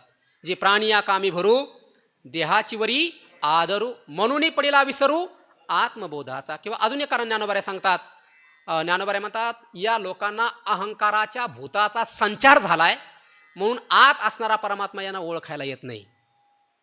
अहंकाराचा भूत संचारू झाला म्हणून विसरू आत्मबोधाचा. अवाटलिया असता बुद्धी विषय सुखाची परमावधी, जीव तैसा उपाधी. म्हणजे जीवरूपी घोंगडे ही उपाधी जीवाप्रमाणे लोकाला आवडायला लागला. आला की नाही जीव तैसा उपाधी आवडे लोका. तसं जगद्गुरु तुकोबाराय म्हणतात, देवा आतापर्यंत मी आणि माझे जतन करत होतो, परंतु आत असणारा भितरल्या चोरी घेतले खान. भितरला म्हणजे आतला, आतमध्ये असणारा हा जो चोर आहे ना, त्या चोराने काय केलं, खान घेतले. म्हणजे या चोराने माझ्यावरती हल्ला केला, दरोडा केला. म्हणजे आत असणारा जो चोर रूपी परमात्मा आहे तो मात्र जागा झाला. आणि तो जागा झाल्यामुळे त्याने काय केलं, सगळं चोरून टाकलं. मग जगद्गुरु तुकोबाराय, आज जो चोर होता त्या आतल्या चोराने तुमचं मी आणि माझं चोरून घेतलं. तो चोर केव्हापासून तिथं होता? तुकोबाराय म्हणले, या देहाची उत्पत्ती होण्यापूर्वीच तो त्या ठिकाणी होता.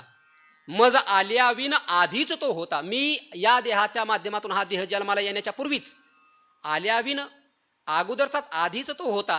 कारण तो परमात्मा कसा आहे, अनादी सांगितलेला आहे ना तो वेदामध्ये. वेदांतामध्ये आपण 6 पदार्थ अनादी मानतो की नाही? ईश्वर, माया आणि त्या दोघांचा संबंध, जीव आणि ईश्वर आणि त्या दोघांचा भेद, असे 6 पदार्थ आपण अनादी मानतो. तसं तुकोबाराय म्हणतात, हा जो चोर आहे, ज्याने मी आणि माझं चोरून नेलंय, जो आतमध्ये लपून बसला होता, तो चोर आतमध्ये केव्हापासून लपून बसला होता? तुकोबाराय म्हणतात, हे जे चोर आहेत ना, मज आल्याविन, माझ्या या देहाच्या उत्पत्तीच्या पूर्वीपासूनच तो परमात्मा तिथं बसला होता. आणि मग तुम्हाला कळलं नाही का? मज न कळता मज माझी, मला न कळताच तो माझ्या आतमध्ये होता. जोपर्यंत तो आतला परमात्मा कळत नाही तोपर्यंतच लोकांना संसार गोड लागतो. आणि एकदा का आतला परमात्मा कळाला की संसार मग विषयाप्रमाणे वाटू लागतो. ज्ञानोबा म्हणतात, तुझे स्वरूप नाही दिठे तवची जगाची संसारिक गोमटे, आता देखीलासी मा विषय विटे उपनाला त्रासू. जोपर्यंत परमात्मा दिसत नाही, त्याचं सुख उपभोगल्या जात नाही, तोपर्यंत संसार गोड लागतो, तोपर्यंत संसारातलं सुख गोड लागतं. त्या उपमन्यूला खीर, ती दुधाची पीठ कुठपर्यंत गोड लागलं, खरं दूध पिलं नाही तोपर्यंत. आत्मसुखाची या गोडी या, पण एकदा का आत्मसुखाची गोडी पाहिली, आपुलेनी नागरपणे जो इंद्र भुवनाते पाबळे म्हणे, तो केवी रंजे पाली म्हणे भिल्लाचे ने. असो जगद्गुरु तुकोबाराय म्हणतात, हा जो परमात्मा आहे तो मज न कळता मज माझी, मला न कळताच तो माझ्या आतमध्ये होता. परंतु आता तो जागा झाला आणि त्या आतल्या चोराने असं केलं की मी माझं जे मी जतन करत होतो ते कायम त्यांनी घेऊन टाकलं, ते त्यांनी खाऊन टाकलं, त्याची त्यांनी चोरी केली. म्हणून आता या परमात्म्याने, या चोराने, आतल्या चोराने जागा झाल्यामुळे यांनी केलं काय, घोंगडे नेले, घोंगडे नेले. दोनदा म्हणतात तुकोबाराय, नेलं या परमात्म्याने, या चोराने आमचं हे जे घोंगडं आहे हे नेलं नेलं नेलं. आणि महाराज घोंगडे नेलं, मग झालं काय, उघडे केले उघडेची. आता मला यांनी उघडं करून ठेवलंय, आता काही शिल्लक राहिलं नाही माझ्यापाशी. प्रारब्ध नाही, संचित नाही, क्रियामान नाही, मल विक्षेप आवरण काही नाही, स्थूल सूक्ष्म कारण काही नाही, कुठला कोश नाही. सगळे घोंगडे आणि चोरून नेलं, मला निरावृत्त असं उघडं या परमात्म्याने करून टाकलेलं आहे. उघडे परब्रह्म असं ते उघडं त्या परमात्म्याने आम्हाला करून टाकलेलं आहे. मग एवढी चोरी या परमात्म्याने केली तरी सुद्धा हा चोर आहे असं कोणी म्हणायला तयार होत नाही, किंवा मी चोर असं तो मान्य करायला तयार होत नाही. उलट एवढी चोरी करून पुन्हा शिरजोरी करतो. म्हणजे एवढी चोरी करून सुद्धा हा शाहूपणा मिरवतोय. मी फार सात्विक आहे, मी फार आचारसंपन्न आहे, मी चोर नाही, मी साव आहे, म्हणजे मी प्रामाणिक आहे असं. म्हणजे एवढी चोरी करून सुद्धा मी प्रामाणिक आहे असं म्हणतोय. तो का म्हणे चोरटाची झाला साव. हा चोरटा असणारा परमात्मा तोच आता साव झालाय, म्हणजे तोच असा सज्जन झालाय, प्रामाणिक झालाय. मी चोरी केली नाही असं म्हणत आहे. म्हणून हे देवा, एवढं माझ्या आतमध्ये बसून मी माझापणा सगळा चोरून टाकलास, माझे सगळे घोंगडे घेऊन टाकलेस, मला उघडं केलंस, आणि एवढी सगळी चोरी करून पुन्हा प्रामाणिक आहे असा सावपणा मिरवत आहेस. सहज नाही न्याय तिथं तुझ्या, जेव्हा तुझ्या दरबारात न्याय नाही राहिला आता, आणि न्याय राहिला नाही म्हणून असल्या शिव्या दिल्या जनाबाईने देवाला. अरे अरे विठ्या, मूळ मायेच्या कारट्या, तुझी रांडरंडकी झाली, असल्या शिव्या दिल्या. का? न्याय नाही राहिला म्हणून. जसं जनाबाई शिव्या देतात तसं इथं तुकोबाराय म्हणतात, देवा आता सहज हा धुंद झाला तुझा दरबार, तुझा दरबार धुंद झालाय आणि तुझ्या दरबार धुंद झाल्यामुळे न्याय नाही तेथे. तुझ्या दरबारामध्ये आता न्याय राहिलेला नाहीये. पण आता काय करावं, तुम्हाला अनावृत करून टाकल्यामुळे, मला उघडं केल्यामुळे हे माझं घोंगडं चोरीला गेलं, अशी तक्रार तरी मी कुठं करावी? पोलीसमध्ये केली असते पण ती शिल्लक नाही राहिली. आता कुठं करू ही तक्रार? कारण ज्याला तक्रार करायची ही माझी जी आहेत ना, माझी सवंगडी, हे सगळे दुबळे आहेत. घोंगडे नेले सांगू मी कोणा? देवा, माझं घोंगड तू चोरलंस, मी कोणाला सांगू? प्रश्नार्थ विचारतात देवाला, कोणाला सांगू? दुबळे माझी नेनती, माझी जी आहेत हे सगळे कसे आहेत? दुबळे आहेत. आणि ते नानीती म्हणा, हे माझे सगळे दुबळे असल्यामुळे हे माझं घोंगड चोरीला गेलं. मी सांगायला लागलो, सांगत आहे तरी सुद्धा मना नानीती, तरी सुद्धा माझ्या बोलण्याकडे लक्ष देत नाहीत. म्हणजे माझं बोलणं मनावच घेत नाहीत. किती वेळा सांगा, हे असं केलं असं होईल, चुकीचं आहे, चांगलं नाही, हे वागणं बरं नाही, किती वेळा सांगा, पण त्या सांगितलेल्या तत्वाचा किंवा त्या सांगितलेल्या विचाराचा हे मनावरती विचारच करत नाहीत. म्हणजे मनाच्या पटलावर त्याला घेतच नाहीत. तसं मी माझ्या संगतीतल्या लोकांना, माझ्या सवंगड्याला पुष्कळ वेळा सांगितलं, अरे देवाने माझं घोंगडं चोरलंय, देवाने माझं घोंगडं चोरलंय, एवढं सांगितलं, पण कोणी मनावलंच घ्यायला तयार नाही. का? कारण माझे सगळे जोडीदार आहेत ना, हे सगळे दुबळे आहेत, मनावच घेत नाहीत हेच कोणी. म्हणून हे देवा, कदाचित कुणाला असं वाटेल, मग देवाने घोंगडं चोरले तर चोरू द्या, दुसरं घ्या. एक गेलं मग काय झालं, सरसलामत पगडी 50, दुसरं करू ना आपण. म्हणजे 5G लागतंय. पुढे ते मज न मिळे. आता तो कोबाऱ्या म्हणतात, आता ते घोंगडं जे आहे ना, ते पुन्हा मला मिळणार नाही. माझं देवाने घोंगडं चोरलं, ते आता पुन्हा मिळणार नाही. का बरं मिळणार नाही? घोंगडं मिळण्याकरता 2 कारणं लागतात. ते दोन्ही माझ्यापाशी शिल्लक राहिले नाही. जवळी सत्ता नाही, सत्ता इथं स्वल्पविराम असावा कदाचित, जवळी सत्ता नाही आणि जवळी दाम नाही. नाही हा शब्द देहली दिपी न्यायाने ह्या क्रियाबदून दोन्हीकडे घ्यायचं. आता हे घोंगडं घेण्याकरता काय लागते? सत्ता लागते. आता हे घोंगडं कोणत्या सत्तेतलं आहे? विचारसागर आपल्याला सगळ्यांना माहिती म्हणून विस्तार करत नाही. हा जो घोंगडा आहे प्रातिभाषिक सत्तेतलं आहे. आणि आता ज्या स्वरूपास मी एकरूप झालो ते स्वरूप कोणतं आहे? ते पारमार्थिक सत्तेतलं आहे. मग आता त्या स्वरूपाशी मी एकरूप झालो, पारमार्थिक सत्तेमध्ये मी गेल्यामुळे आता सत्ताभेद झाल्यामुळे आता हे घोंगडं मला मिळणार नाही. सत्ताभेद झाला एक कारण. बरं, पुढं ती मिळणार नाही. का मिळणार नाही? दाम नाही म्हणून. घोंगडं घ्यायचं म्हणलं पैसा लागेल ना. खिशात नाही दान आणि बाजीराव मला म्हणा, असं म्हणतात काही लोक. तसं आता हे घोंगडं घेण्याकरता दाम लागल ना. दाम या शब्दाचा अर्थ होतो, घोंगडं कोणाला प्राप्त होतं? पाप पुण्य समान समी तैची पाविजे कर्मभूमी. जर पाप जास्त झाले तर अधोगच्छन्ति तामसाहा, पुण्य जास्त जर झालं तर ऊर्ध्वोगच्छन्ति सत्वस्थाहा. आणि पाप पुण्य समान झाल्याच्या नंतर मग हा मानव जन्म प्राप्त होतो किंवा मानवी घोंगडं प्राप्त होतं. किंवा कोणतंही घोंगडं घ्या, पाप किंवा पुण्य लागतं किंवा पाप पुण्य समान लागतं. पण जगद्गुरु तुकोबाऱ्या म्हणतात, पाप पुण्य हे जे आहे आता शिल्लकच राहिलं नाही. हे सगळं जळून गेलंय. म्हणजे सगळंच समाप्त झाल्यामुळे पुण्यात्मके पापे स्वर्गा जाईजे, पापात्मके पापे नरका जाईजे आणि माते जेने पाविजे ते शुद्ध पुण्य. असं शुद्ध पुण्याच्या बळावरती आम्ही परमार्थिक सत्तेमध्ये गेल्यामुळे संचित प्रारब्ध क्रियामान हे कुठलंच दाम आमच्याकडे शिल्लक न राहिल्यामुळे आता ते माझं घोंगडं आता पण आम्हाला मिळणार नाही. मग आता घोंगडं चोरीला गेलं गावात जुन्या काळात, तर गावातले लोक मग काय करायचे? गावातल्या शेठ लोकांना, महाजन लोकांना त्यांच्याकडे जाऊन तक्रार करायची. जुन्या काळात चोरी जर झाली तर गावात काही शाहूकार शेठ लोक, महाजन लोक असायचे, पदवी असायची ती महाजन पदवी, त्यांना जाऊन लोक सांगायचे. आतापर्यंत हे होतंय. अजूनही वाटते ते तंटामुक्तीचे अध्यक्ष आणि त्यांच्याच घरात जास्त भांडणं असतात. घोंगडे नेले, घोंगडे नेले, नाही वाटते. सेठ महाजन ऐका कोणी, 3664 क्रमांकाचा अभंग आहे. 3रं चरण चालू आहे. जगद्गुरु तुकोबाराय म्हणतात, या देवाने माझं घोंगडं नेलं, मी सांगायला लागलो, माझी दुबळी कोणी ऐकत नाहीये, ते पुढे मला मिळणार नाही, सत्ता नाही, काही शिल्लक राहिलेलं नाही. मग गावातल्या लोकांना सांगायला गेले तुकोबाराय, सेठ ओ गावातले सावकार मंडळी, हे महाजन मंडळी, कोणी ऐका, कोणीतरी ऐकावं माझं गारहाणं, माझं बोलणं ऐका, माझी फिर्याद कोणीतरी ऐका. घोंगड्याची करा शोधणी. माझं घोंगडे जे चोरीला गेले ना, गावात कोणाकडे सापडते का जरा त्याची शोधणी घ्या ना, त्याचा पडताळा घ्या ना, त्याचा झाडता घ्या ना जरा गावातले लोक. तुम्ही माझं घोंगडं चोरायला गेले जरा शोधा बरं. पण तुकोबाराय म्हणतात, जोपर्यंत बाजार भरलेला आहे तोपर्यंत शोधा. जर एकदा हा बाजार उठला ना, पुन्हा तुम्हाला ते घोंगडं कुठं चोरीला गेलं शोधता येणार नाही.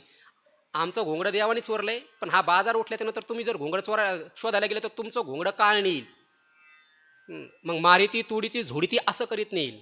म्हणून तुकोबाराय म्हणतात, जोपर्यंत बाजार शिल्लक आहे तोपर्यंत या घोंगड्याला शोधून घ्या. घोंगड्याचा करा बोभाट, तुका म्हणे जो भरला भाट. तुकोबाराय म्हणतात, जव हाट भरला, जोपर्यंत हा बाजार भरलेला आहे, नाहीतर हा सगळा बाजार असे की नाही, हा बाबाच्या भाषेत सांगायचं झालं तर हा सगळा चोराचा बाजार आहे. आणि जगद्गुरु तुकोबार विश्वमौली ज्ञानोबाराय म्हणतात, एसा ते आलिया एसा ते म्हणजे बाजारात आलेत की नाही त्या ठिकाणी. एसा ते आलिया ओळगा शारक धरू नाही तरी संसारू जाईल रया. कवनाचे मायबाप कवनाचे गणगोत मृग जळवत जाईल रया. म्हणून तुकोबाराय म्हणतात जव हा भाट भरला आहे, जोपर्यंत हा हाट बाजार भरलेला आहे तोपर्यंत माझं घोंगडं चोरीला गेलं. हे गावातले शेट लोक महाजन लोक तुम्ही बोभाट करा, ओरडून सांगा घोंगडं गेलं असा बोभाट करा. पण जगद्गुरु तुकोबाराय म्हणतात गावातले शेट लोक आणि महाजन लोक हे विषयामध्ये गुरफटलेले लोक आहेत, प्रतिष्ठा यश कीर्तीमध्ये फसलेले हे लोक आहेत. त्यांना काय घोंगडं सापडणार आहे? माझं घोंगडं मलाच सापडलंय आणि हे घोंगडं ज्याचं त्याला शोधावं लागतं. उद्धरेदात्मनात्मानम नात्मानम अवसादयेत आत्मैव ह्यात्मनो बंधो रात्मैव रिपुरात्मना. एरवी कोश कीटकाची आपरी जो आपण पया आपण वैरी जो आत्मबुद्धी शरीरी चारुस्थळी. आणि खूपच सुंदर ज्ञानोबाने तिथं भाष्य केलेलं आहे, पाहून घेण्यासारखं ते भाष्य पहा.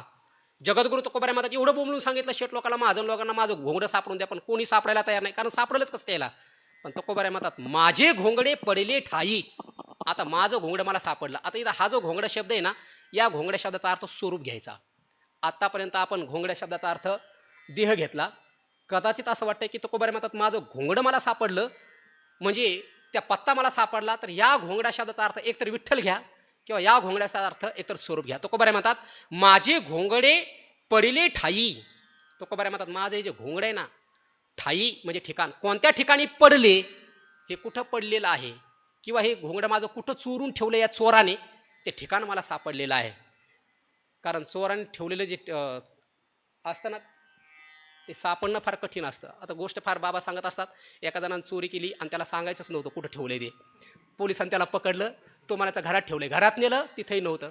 त्याला विचारलं घरात नाही, कुठं ठेवलंय? ते मला शेतात ठेवलं. शेतात घेऊन गेले, तिथंही नव्हतं. ते म्हणलं इथंही नाही. म्हणले कुठं ठेवलंय? म्हणलं डोंगरावर ठेवलं. डोंगरावर नाही. म्हणले आता खरं सांग नाही तर आता तुला आम्ही मारू. त्याने सांगितलं खरं सांगतो आता, मी या कड्यामध्ये ठेवलंय म्हणला खाली. आणि ते पोलीस लोक त्या कड्यामध्ये वाकून पाहायला लागले, दिलं ढकलून त्याला, गेले ते पाहतीत खाली. अशी बाबा गोष्ट विनोद सांगत असतात पाठामध्ये. तसं जगद्गुरु तुकोबाराय म्हणतात हे माझं जे घोंगडं आहे ते घोंगडं आता मला माहीत झालं. माग तया ठाई सापराला. त्या घोंगड्याचा माग म्हणजे हे घोंगडं या देवाने आमचं कुठं चोरून ठेवलं होतं, तो माग, तो मागमूस, तो शोध आम्हाला आता सापडलेला आहे. आणि हा जो आमचं घोंगडं चोरणारा हा जो चोर देव जो होता ना, तो चोर भला, तो चोर भला. तो चोर जो आहे हा साधा नाही, तो फार मोठा आहे, भला आहे, भला आहे. पाठीशी घाताला पुंडलिकेने, परंतु या चोराला पुंडलिकाने पाठीमागं घातलेला आहे. भला भला पुंडलिकाने त्याला पाठीमागं घातलेला आहे. म्हणजे चोराला पाठीमागं घालतात की नाही काही काही लोक, पुढारी लोक जे असतात मोठमोठ्या चोरांना पाठीमागं घालतात, तसं या चोराला पुंडलिक रूपी मोठ्या संतांनी आपल्या पाठीशी लपून ठेवलेलं आहे. म्हणून या पुंडलिकाने याला पाठीमागं घातलं. म्हणून जगद्गुरु तुकोबाराय म्हणतात परंतु जरी पुंडलिक महाराजांनी त्याला पाठीमागं घातला असलं तरी सुद्धा तो चोर आणि कुठारी शब्दाचा अर्थ केलेला आहे शोधणारा, आणि कंसात अर्थ केला त्या ठिकाणी पुंडलिक. आता पुंडलिकाने शोधलं का हे जे घोंगडं आहे हे घोंगडं शोधणारे तुकोबाराय आहेत.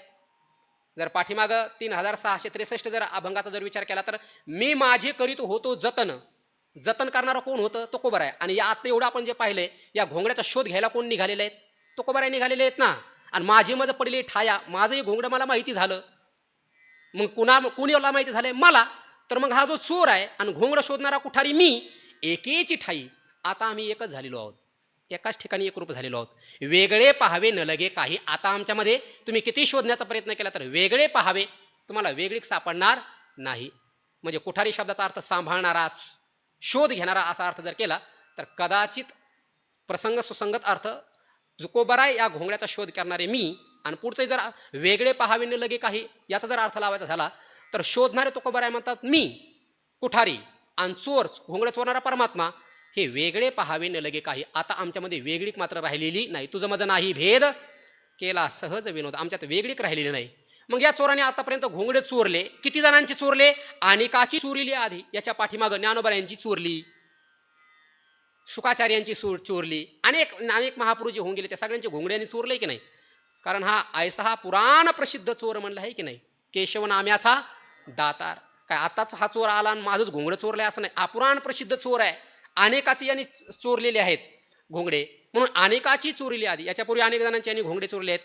माझी तया माझी मिळविली. जसं त्यांची चोरले तसं माझंही घोंगडं चोरून घेतलं आणि त्या स्वरूपाशी त्यांनी एकरूप करून टाकलं. परंतु ते स्वरूपाशी एकरूप केलेले हे जे घोंगडं आहे आपल्या आपण शोधिले तीही. जसं तीही म्हणजे कोणी? त्या साधू संतांनी आपलं आपण हे घोंगडं शोधलंय, आपलंच ज्याचं त्यालाच हे शोधावं लागतं. मग जसं त्यांनी त्यांचं शोधलं तसं तुकोबाराय म्हणतात मी सुद्धा करीन मीही त्याची परी. जसं त्यांनी त्यांचं घोंगडं शोधून काढलं ज्ञानोबरायांनी वगैरे साधू संतांनी, तसं मी सुद्धा तीची परी करीन. परी म्हणजे प्रकार किंवा प्रमाणे. जसं त्यांनी ते घोंगडं शोधून काढलं त्याचप्रमाणे मी देखील माझं हे घोंगडं शोधून काढणार आहे. मग जगद्गुरु तुकोबाराय तुमचं हे घोंगडं चोरल्या गेलं मुळं लय नुकसान झालं का हो तुमचं, फार तोटा झाला तुमचा. तुकोबाराय म्हणले नाही नाही, चोरी झाल्यामुळे उलट माझं हित झालं. आता चोरी झाली आणि हित झालं असं कोणी पाहिलंय का? मी तिकडं आळ्या फाट्याला कीर्तनाला गेलतो बघा. आणि कीर्तन झाल्यावर मुक्कामाला थांबलो आणि ज्या घरी मुक्कामाला थांबलो त्याच घरची गाय चोरीला गेली. आणि मग ते सकाळी उठली गायच नाही. ते म्हणायला लागले गाय चोरीला गेली, गाय चोरीला गेली. म्हणलं बरं आता लोक म्हणतील महाराजाचा पाय गुण. माझं मलाच वाईट वाटायला लागलं. म्हणलं आता करायचं तरी काय.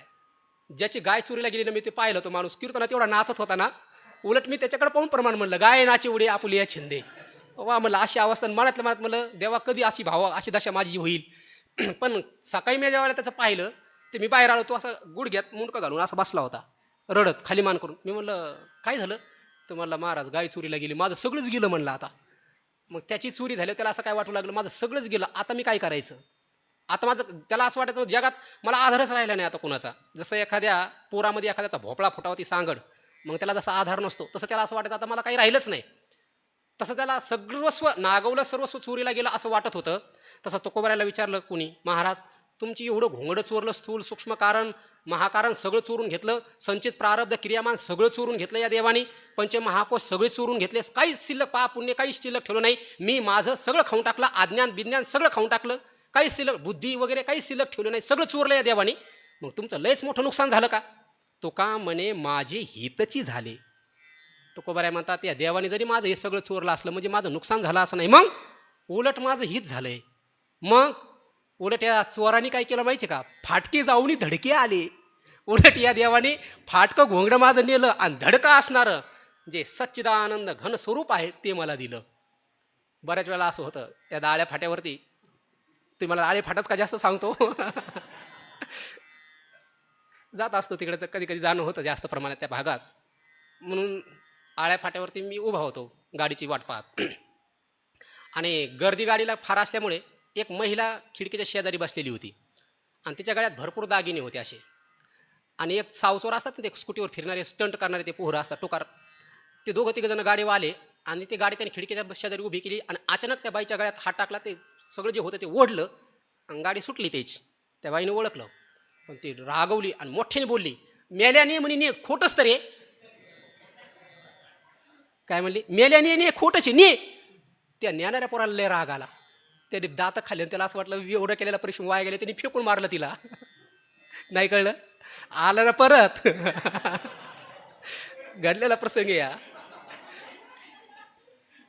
तो का म्हणे माझे हितच झाले, फाटके जाऊन धडके आले. घडलेला प्रसंग बरं का.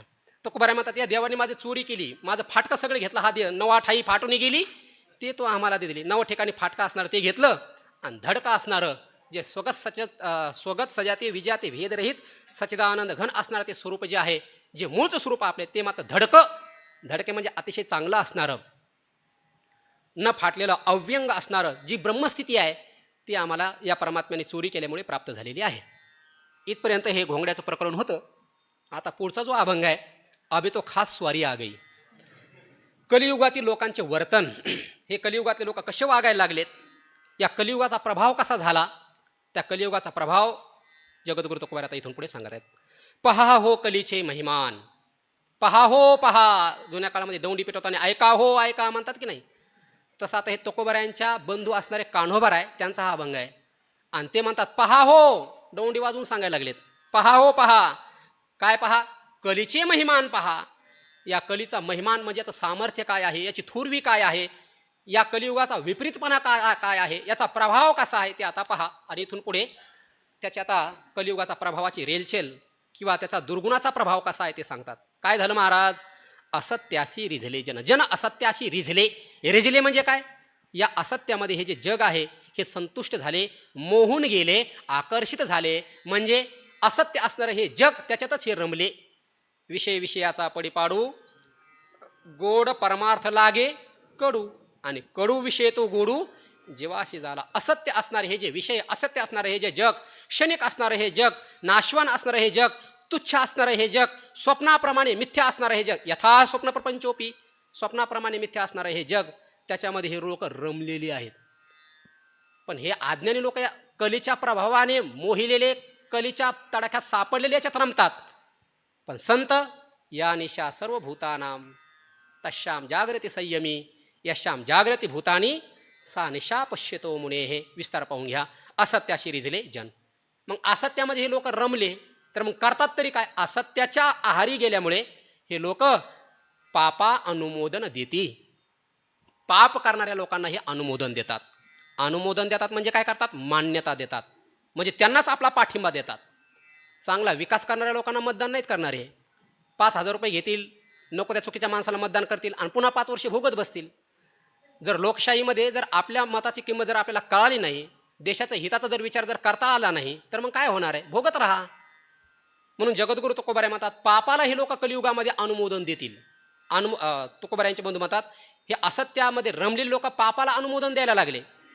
मला वाटते पसादानामध्ये गुरुवर्य मुळीक महाराजांचं सत्र होतं आणि त्यांनी एक वाक्य सांगितलं होतं, ही लोक पापाला अनुमोदन कशी देतात?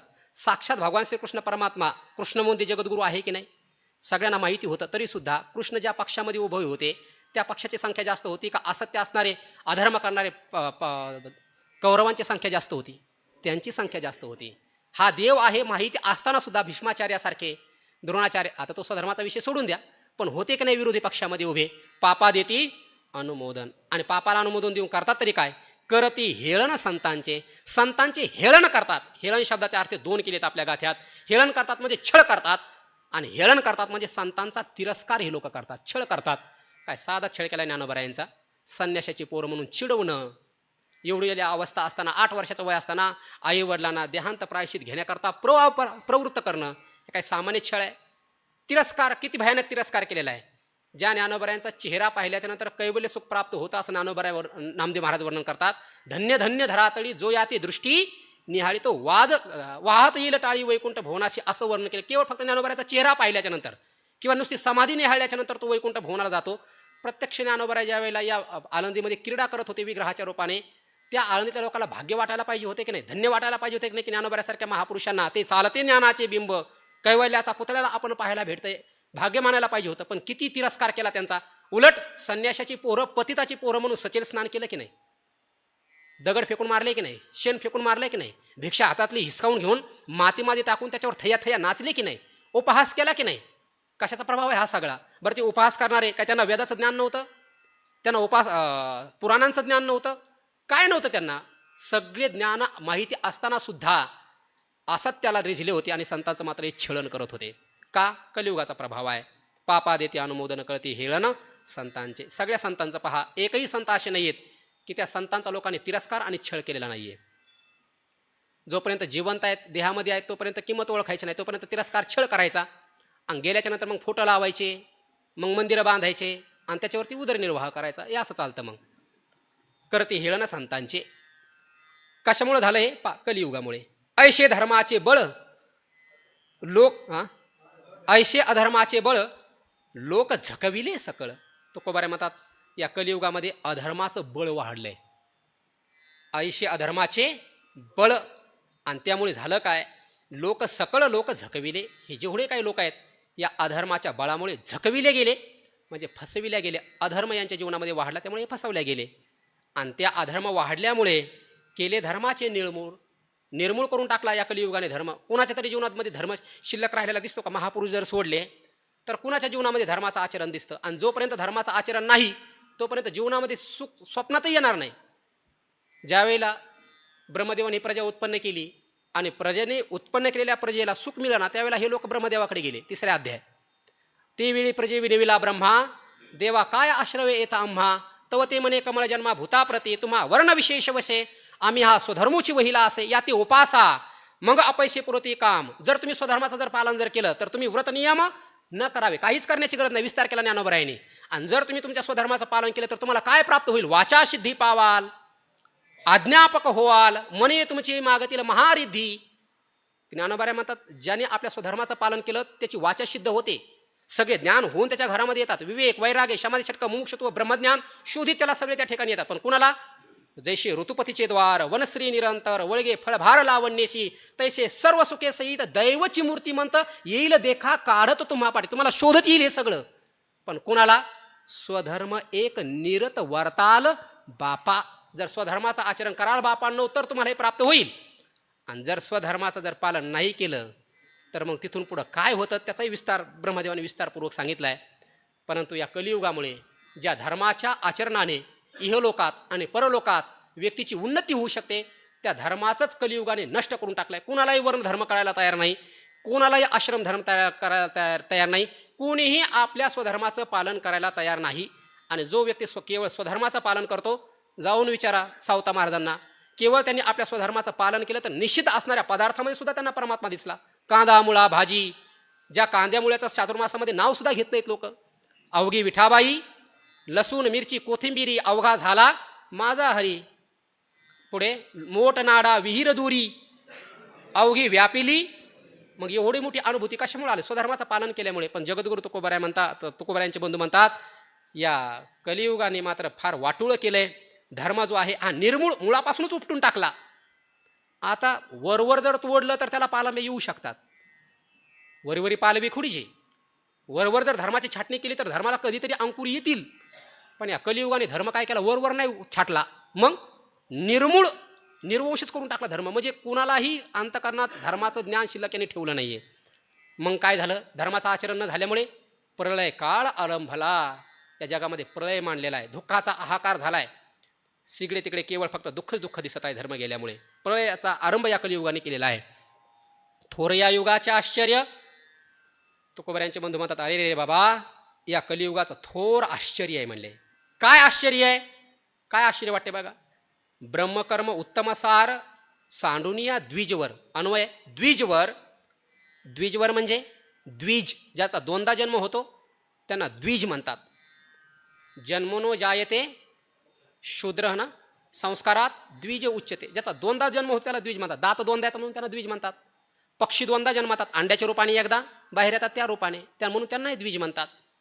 तसा ज्याच्यावरती संस्कार झालेत म्हणजे यज्ञोपवीत संस्कार ज्याचा झालाय, उपनयन संस्कार, त्याला द्विज असं म्हणतात. आणि मग हे द्विज लोकांनी यज्ञोपवीत झाल्याच्या नंतर ब्रह्मकर्म करायला पाहिजे ना. यजन याजन अध्ययन अध्यापन दान आणि परिग्रह हे षटकर्म करायला पाहिजे. किंवा शमोदमस्तपशौचम शांतिरार्जवमेवच ज्ञानम विज्ञानम आस्तिक्यम ब्रह्मकर्म स्वभावजम. हे द्विजवारांचं हे कर्म आहे की नाही. पण या द्विजवाराने काय केलं? उत्तम सार ब्रह्मकर्म सांडोनिया. उत्तम असणारं, सगळ्याचं सार असणारं हे जे द्विज कर्म आहे त्याचा त्याग केला. आणि काय केलं मग? दावल पीर स्मरतात. मग यांनी आपल्या स्वधर्माचा त्याग केला. तर मग हे द्विजवर करत तरी काय आहेत? ते म्हणतात दावल पीर. दावल पीर म्हणजे हे जे मुस्लिम लोकांचे हे जे पीर वगैरे दर्गा वगैरे हे जे देवता असतात की नाही, त्या देवतांचा, इस्लामांच्या देवताचा म्हणजे पीर वगैरे असतात हे जे देव आहेत त्या देवाचा स्मरती त्यांचं मात्र स्मरण करतात. म्हणजे जे द्विज आहेत त्यांच्याकरता भगवंतांनी जन्मजातच एवढं मोठं वेद निर्माण केलेले आहेत ब्राह्मणांकरता. त्याचं मात्र आचरण करणं सोडून देतात. आणि हे जे मुसलमानाचे जे देव असतात त्या देवांचं मात्र मनामध्ये स्मरण करतात. आमक्या दर्ग्याला जाय, तमक्या दर्ग्याला जाय, या बाबाकडे जाय, त्या बाबाकडे जाय, असं मात्र हे करत बसतात. का घडलं असं? मग कलियुगाचा हा प्रभाव आहे. गुरुवर्य पूजनीय पुरेकर बाबांच्या भाषेत जर बोलायचं झालं, बाबा जर विचारलं बाबा असं का होतंय, बाबा एका वाक्यात उत्तर देतात, कालाय तस्मय नमः. आणि तोच प्रभाव इथं सांगत आहेत, कालाय तस्मय नमः. कालाचा प्रभाव आहे. ऐसे यथार्थाचे अनर्थ. जेवढं काही यथार्थ आहे त्या सगळ्याचा काय झालाय? अनर्थ झालाय. म्हणजे अर्थाचा अनर्थ झालाय. योग्य आहे ते अयोग्य वाटायला लागलंय, जे खरं आहे ते खोटं वाटायला लागलंय, जे खोटं आहे ते खरं वाटाय, सगळं अनर्थ होऊन बसलं या जगामध्ये. झाला बुडाला परमार्थ झाला. ऐसे यथार्थाचे अनर्थ झाला. यथार्थाचा हा अनर्थ झालेला आहे. बुडाला परमार्थ. परिणाम काय झाला? परमार्थ बुडाला. परम अर्थ. परमार्थ म्हणजे काय? आपण 4 पुरुषार्थ मानतो की नाही, त्याच्यात परम पुरुषार्थ कोणता आहे? मोक्ष एव परम पुरुषार्थ, हा मोक्षच. मग बाकीचे लोक कामाच्या प्राप्तीकरता पळत आहेत, अर्थाच्या प्राप्तीकरता पुरुषार्थाकरता पळत आहेत. किंबहुना 4 पुरुषार्थापैकी एकही पुरुषार्थ ज्यांनी संपादन केला नाही त्याचं जीवन निरर्थक सांगितलंय. अजागलस्तन शैव तस्य जीवन निरर्थक असं म्हणलंय की नाही. म्हणून बाकी लोक पाळताना दिसतात आपल्याला, परंतु कशा करता? अर्थाच्या आणि कामाच्या या 2च पुरुषार्थाच्या पाठीमागे लागलेले दिसतात. मग पण या कलियुगाने केला असा परम अर्थ बुडाला श्रेष्ठ असणारा मोक्ष असणारा पुरुषार्थ जो आहे त्याच्या प्राप्तीकरता कोणीच प्रयत्न करताना दिसत नाही. बुडाला परमार्थ नाही ऐशी झाली नीत, नीत नाही ऐशी झाली. जीवनामध्ये नीतीच राहिली नाही लोकांच्या. आणि नीत नाही ऐशी झाली म्हणजे नीती संपलेली आहे कलियुगाच्या प्रभावामुळे असं दिसत आहे. आणि परमात्मा जन्माला येतोच कशा करता? धर्माचा आणि नीतीला एकरूप करण्याकरता येतो ना. धर्माशी नीतीची सी भरी. धर्माला आणि नीतीला एका शय्येवरती आणण्याकरता परमात्मा येतो. तर या कलियुगाने काय केलं? धर्माचाही नाश करून टाकला आणि नीतीचाही नाश करून टाकला. तुकोबरायांचे बंधू म्हणतात, हा हा भूत मातले, अरे रे रे, हे कलियुग रूपी भूत हे जे आहे हे खूपच मातलेलं आहे. म्हणजे हे फारच आता मातलेलं आहे. म्हणजे याच्यामध्ये फारच अधर्माचा जोम माजलेला आहे. अधर्मारूपी मदिरा प्राशन करून हे उन्मत्त अशा प्रकारचं झालेलं आहे. काय केलं या कलियुगाने, या भूताने? शांती क्षमा दया, पुढचं जे आहे ना, ठाव नाही सांगावया, हे ठाव नाही सांगावया या चरणाचं धुरपत घ्यायचं. शांती सांगावया ठाव नाही, क्षमा सांगावया ठाव नाही, दया सांगावया ठाव नाही, भावभक्ती सांगावया ठाव नाही, सत्क्रिया सांगावया ठाव नाही, सात्विक धैर्य भंगले तेही सांगावया ठाव नाही, असं घ्यायचं. म्हणजे या कलियुगाने काय केलं? शांती कोणाच्या अंतःकरणामध्ये ठेवलीच नाही. साधवी शांती नागविली, मग माया मांगी शृंगारिली, ती आकरवी विटाळविली, साधू वृंदे पुष्कळ विस्तार आहे. शांती ठेवलीच नाही. गेलोने ज्ञेयाते, ज्ञाता ज्ञानही मागवते, हरपेते निवृते, याला खरी शांती म्हणली. शांती पाहिगा. मग पदार्थ वस्तू व्यक्ती प्राप्त झाल्याच्या नंतर शांती होत नाही का? ही वादळापूर्वीची शांतता आहे. पदार्थ प्राप्त झाला, संयोग झाला की विवेक ठरलेला आहे. संयोगात आनंद होणार, वियोगाचं दुःख ते देऊनच जाणार. म्हणून संयोगातून प्राप्त झालेली शांती ही वियोगाच्या रूपी दुःखाला जन्म देते. परंतु जी खरी शांती आहे ती नागवली. ती कुणाच्या ठिकाणी राहते हे सांगण्याकरता आता शिल्लकच राहील. काही राहिलं? आघवेयाची करणी लिहिली शांतीची, कोणाच्या इंद्रियाच्या ठिकाणी शांती आहे सांगा? सांगता येत नाही. शांती दया नागविली, शांती नाही, क्षमा नाही, दया नाही, भावभक्ती नाही, सत्क्रिया तीही राहिली नाही. आणि सात्विक धैर्य परमार्थ करण्याकरता सात्विक धैर्य लागतं, तेही शिल्लक राहिलं नाही, तेही भंगलेलं आहे. राहिले वर्णाश्रम धर्म, कोणी वर्णाचा आश्रम, वर्ण आश्रमाचाही वर्ण धर्माचंही कोणी पालन करायला तयार नाही आणि आश्रम धर्माचंही कोणी पालन करायला तयार नाही. शौर्यम तेजो धृतिदाक्ष क्षत्रियाचे कर्म, शमोदमस्तप शौचम ब्राह्मणाचे कर्म, कृषी गौरक्ष वाणिज्यम वैश्याचे कर्म आणि परिचर्यात्मकम कर्म शूद्राचे कर्म. पण कोणीही वर्ण धर्म पाळायला तयार नाही. आश्रम धर्म तरी कोण पाळायला तयार आहे? ब्रह्मचारी धर्म घोकावी अक्षरे, आश्रम विचार षटकर्मी, वानप्रस्थी तरी संयोगी योग आणि संकल्प संन्याशी तो त्याग कोण करायला तयार आहे? मी माझ्या आईशी आठवण हे कोणी करायला तयार नाही. कलियुगाचा हा प्रभाव आहे. अन्योन्य विचरते कर्म, अन्योन्य कर्म विचरते, एकमेकाच्या कर्माचं आचरण करत आहेत. ब्राह्मण क्षत्रियाचे क्षत्रिय, ब्राह्मणाचे क्षत्रिय, ब्राह्मण क्षत्रिय वैश्याचे कोणी कोणाच्या धर्माचं आचरण करत आहे. अन्योन्य विचरती कर्म. मनविता राम राम महाश्रम मानिती, लोकांना म्हणला राम राम म्हणा ना, हरिमुखे म्हणा, हरिमुखे म्हणा, पुण्याची गणना कोण करी, तुम्हाला किती पुण्य प्राप्त होईल सांगता येत नाही. मुखाने राम राम म्हणा. पण राम राम म्हणायला जर यांना लावलं तर महाश्रम मानिती. कीर्तनात म्हणलं ना विठ्ठल विठ्ठल म्हणा, अजिबात नाही. आणि नको ते म्हणले की मग नाचतात उभे राहून, मग सगळे मागची सुद्धा नाचतात. नाही ते दिसतंय म्हणून बोलतोय. राम राम म्हणायला गेले की मग नकोय तिथे, मग श्रम होतो त्यांना. गाणे म्हणायला लागले की बरं वाटतं. एर भोरप्याची विशी, मग एर भोरप्याची विशी, भोरपा जो या शब्दाचा अर्थ केलाय बहुरुप्याकडे, नाटकी जे लोक असतात सोंग घेऊन कीर्तन करणारे, अशा भोरप्यांच्या विषयी इथं दिसतंय ते म्हणून बोलतोय बरं का मी. धावती भूते आमिषा जशी, जशी भूते आमिषाकडे पळतात की नाही तसे दांभिक लोकांचं चालू झाले. गाणे म्हणणारे विनोद म्हणणारे की असे भूतासारखेच जमा करते का गर्दी जमा करतात. आणि महात्मे गेले कीर्तनाला की मग बसलेले उठून जातात. सांगू का नको, पण कथा पुराण म्हणता शिशी, कथा कीर्तन चालू झालं शिशी शिशी हे आम्ही ऐकत नाही म्हणतात. पण तुकोबराचे बंधू म्हणतात तिडक उठे न करिता त्याची, न करिता त्याची तिडक उठे. जे कथा कीर्तन करत नाहीत आणि भोरप्याकडे जातात, नको त्या तिकडे जातात, तमाशाकडे जातात, तसे लोक जर पाहिले की मग आमची तिडक उठते डोक्यामध्ये, संतांनाही सहन होत नाही असा अर्थ दिसतो. विषय लोभासाठी सर्वार्थीशी प्राणासाठी, विषय जे लोभ आहेत त्या विषयाच्या प्राप्तीकरता सर्वार्थाचाही त्याग करायला तयार होतो आणि प्राणाचाही त्याग करायला तयार होतो. विषय लोभासाठी सर्वार्थीशी, विषयाच्या प्राप्तीकरता किती धन लागलं तरी चालेल पण ते भेटलंच पाहिजे. ती वस्तू आपल्याला भेटलीच पाहिजे. किती पैसा लागतो तेवढा सांगा म्हणतात. काही किती पैसा द्यायला तयार आहे. आपण पैशाने मिळत नाही, मग त्या वस्तूच्या प्राप्तीकरता प्राणही द्यायला तयार आहे, पण मिळवणारच. कलियुगाचा प्रभाव आहे. परमार्थी पीठ मुठी मागता उठती सुनी मागता उठती सुनीसी. म्हणजे त्यांना जर म्हणलं ना जरा परमार्थ चालू आहे हो, गावात सप्ताह चालू आहे, जरा पावती फाडा ना, मग परमार्थी पीठ मुठी, पीठभर सुद्धा मूठ देत नाही, मूठभर पीठ सुद्धा देत नाही परमार्था करता. आणि जर द्याच म्हणलं ना, नाही नाही द्यावाच लागणार आहे, सगळ्या गावातल्या लोकांनी दिले तुम्ही द्या, मग सुनी उठती मागता. मागणारे जे लोक आहेत त्यांच्या पाठीमागं सुनी, जसे कुत्रे पाठीमागं लागतात तसे त्यांच्या पाठीमागं जळकं लाकडूच घेऊन लागतात. सांगितलं नाही आता देणार नाही म्हणून निघितून असं म्हणतात. म्हणजे विषयाच्या प्राप्तीकरता द्रव्यही द्यायला तयार होतात, प्राणही द्यायला तयार होतात. पण गावात सप्ताह म्हणलं, अष्टदशा म्हणलं, चांगला कार्यक्रम चालू म्हणलं, धर्माचं कार्य म्हणलं, एखादी आश्रम बांधायचा असेल, धर्मशाळा बांधायची असेल, गावाच्या हिताचं कार्य करायचं असेल, अनाथ पोरांना शिकवायचं असेल, एखाद्या भुकेल्याला अन्न द्यायचं असेल, तर तिथं मागितल्याच्या नंतर मात्र कुत्रे जसे मागं लागतात तसे त्यांच्या पाठीमागं लागतात.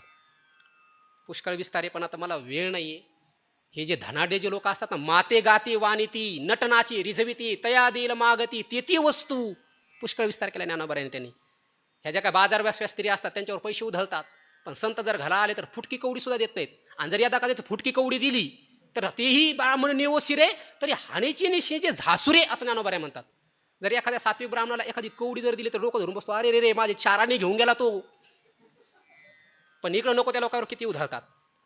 आणि संतांना मानत नाहीत पण धनाढ्य लोकांना मानतात. धनाढ्य देखुनी अनात्मिक, अनात्मिक धनाढ्य देखुनी. अनात्मिक म्हणजे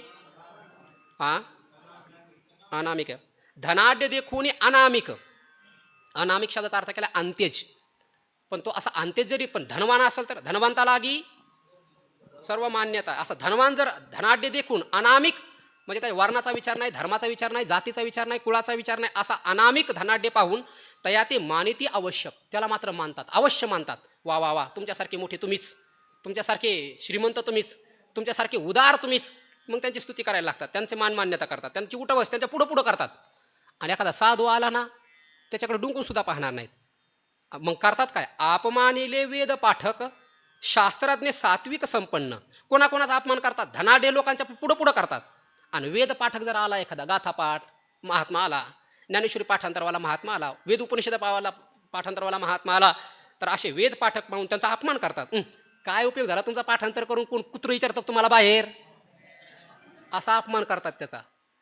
शास्त्रज्ञ, शास्त्र शिकलेला जर पाहिला, कोण विचारते तुमच्या शास्त्राला आमच्या विनोदाच्या कथा किती लोकांना गोड वाटत, तुम्हाला 5,000 तरी देते का कोणी, आम्हाला 50. अपमान. सात्विक संपन्न, सात्विक आचाराने संपन्न जे लोक आहेत, सकाळी ब्रह्ममुहूर्तावरती होतात, साधना करतात, दिनचर्या करतात, शास्त्राचं श्रवण करतात, साधू संतांची सेवा करतात, असे सात्विक आचार संपन्न महापुरुष आहेत, त्यांचा देखील अपमान करतात. पुत्रा ते पितियापासी सेवा घेती सेवका ऐसी. तुकोबाराय म्हणतात उलट झाले या कलियुगात. तुकोबारायांचे बंधू म्हणतात पुत्र पित्यापासी सेवकायशी सेवा घेते. उलट पुत्राने पित्याची सेवा करायला पाहिजे, पण कलियुगामध्ये उलट झाले, वडील बापाची वडील पोराची सेवा करायला लागलेत. हे उलट होऊन बसले सगळं. आणि सासवांची काय अवस्था झाली ते सांगतात, ऐका. सुनाची या दासी सासा झाल्या आंधण्या. तुकोबाराय म्हणतात सासा सुनांच्या आंधण्या दाशा झाल्या. आंधणी दाशी कळते का, जशी ती मंथरा आली होती काही सोबत, सासर कोणाची येणं त्याला आंधन येणं म्हणतात. आणि तसे आंधन जी दाशी आलेली असते त्याच्यावर जास्त सत्ता असते. तसं आता जर कोणी सुंदर सत्ता गाजवत असेल तरी तर लिहिले बाबा की तुम्ही त्यांच्या आंधण्या दाशी आहेत म्हणून कुरकुर करायची नाही, दाशीने कुरकुर करायची, गप सहन करायचं, दिलं ते खायचं. आंधण्या सासा झालेल्या आहेत. कलियुगाचा हा प्रभाव आहे. म्हणजे खरं तर सुनेने सासूची सेवा करायला पाहिजे, पण कलियुगामध्ये उलट झालं, सासवाच सुनांची सेवा करायला लागल्यात. सकाळी उठून जातात, झाली का झोप, घ्या मग चहा, ती आळस देत उठते मग हात वर करत, आणला का चहा. अरे रे रे खोटे झाले, फार वाईट झालं, खऱ्याचं खोटं झालंय. आली विवसी, हा हे कलियुग म्हणजे साक्षात विवसी भूतीनच आलेले, पिशाच आलेली, हडळ आलेली आहे. ही काय केलं हिने, केली मर्यादा नाहीसी. मर्यादात नष्ट करून टाकली या कलियुगाने. कोणी मर्यादेचं पालन करायला तयार नाही, आपापल्या मर्यादेच्या बाहेर उल्लंघन करून हे लोक वागत आहेत. कलियुगाचा प्रभाव आहे. आणि बायकोनी नवऱ्याला काय केलं ते सांगतात आता बघा. भार्या ते भ्राताराशी रंकतैशी मानेती. भार्या भ्राताराशी रंकतैशी, बायको तर नवऱ्याला दासासारखंच वागवायला लागली. मला नाही अनुभव, इथं लिहिलंय असं आणि दिसतंय पण तसं कधी कधी वागताना. काही भांडे घासताना दिसतात, काही कपडे धुताना. मी एका महात्म्याकडे गेलो होतो, ते भाकरी तापीत होते.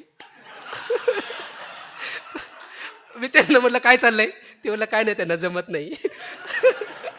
म्हणलं तुम्ही हाताने करून खाता, म्हणलं मग तुमच्यात आणि आमच्यात काय फरक आहे. ते म्हणले तुमचंच बरं आहे. कलियुगाचा प्रभाव या. नमस्कार या हरिदासा. जर एखादे महापुरुष जर समोर आले, त्यांना जर नमस्कार केला तर ज्ञानोबरांची उभी बघा, द्विज षटकर्मे करी शूद्रतया ते नमस्कारे की दोघाशी सरोभरी पुष्कळ विस्तार येते. ओवीचा किती महत्व आहे नमस्काराचं. पण ज्ञानोबा म्हणतात हरिदास जर पाहिले, भगवत भक्त जर पाहिले, वैष्णव पाहिले, वारकरी पाहिले तर लाज धरतात त्यांना नमस्कार करण्याचा. त्यांना लाजत त्यांच्या पुढे नमस्कार करत नाहीत.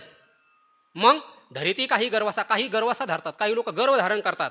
लाटणे ऐसा न लवे. लाटणं जिथं लवायचं तिथं जाड असते बघा, तसे हरिदास आल्याच्या नंतर त्यांच्यासमोर ते लवत नाहीत, गर्व धारण करतात.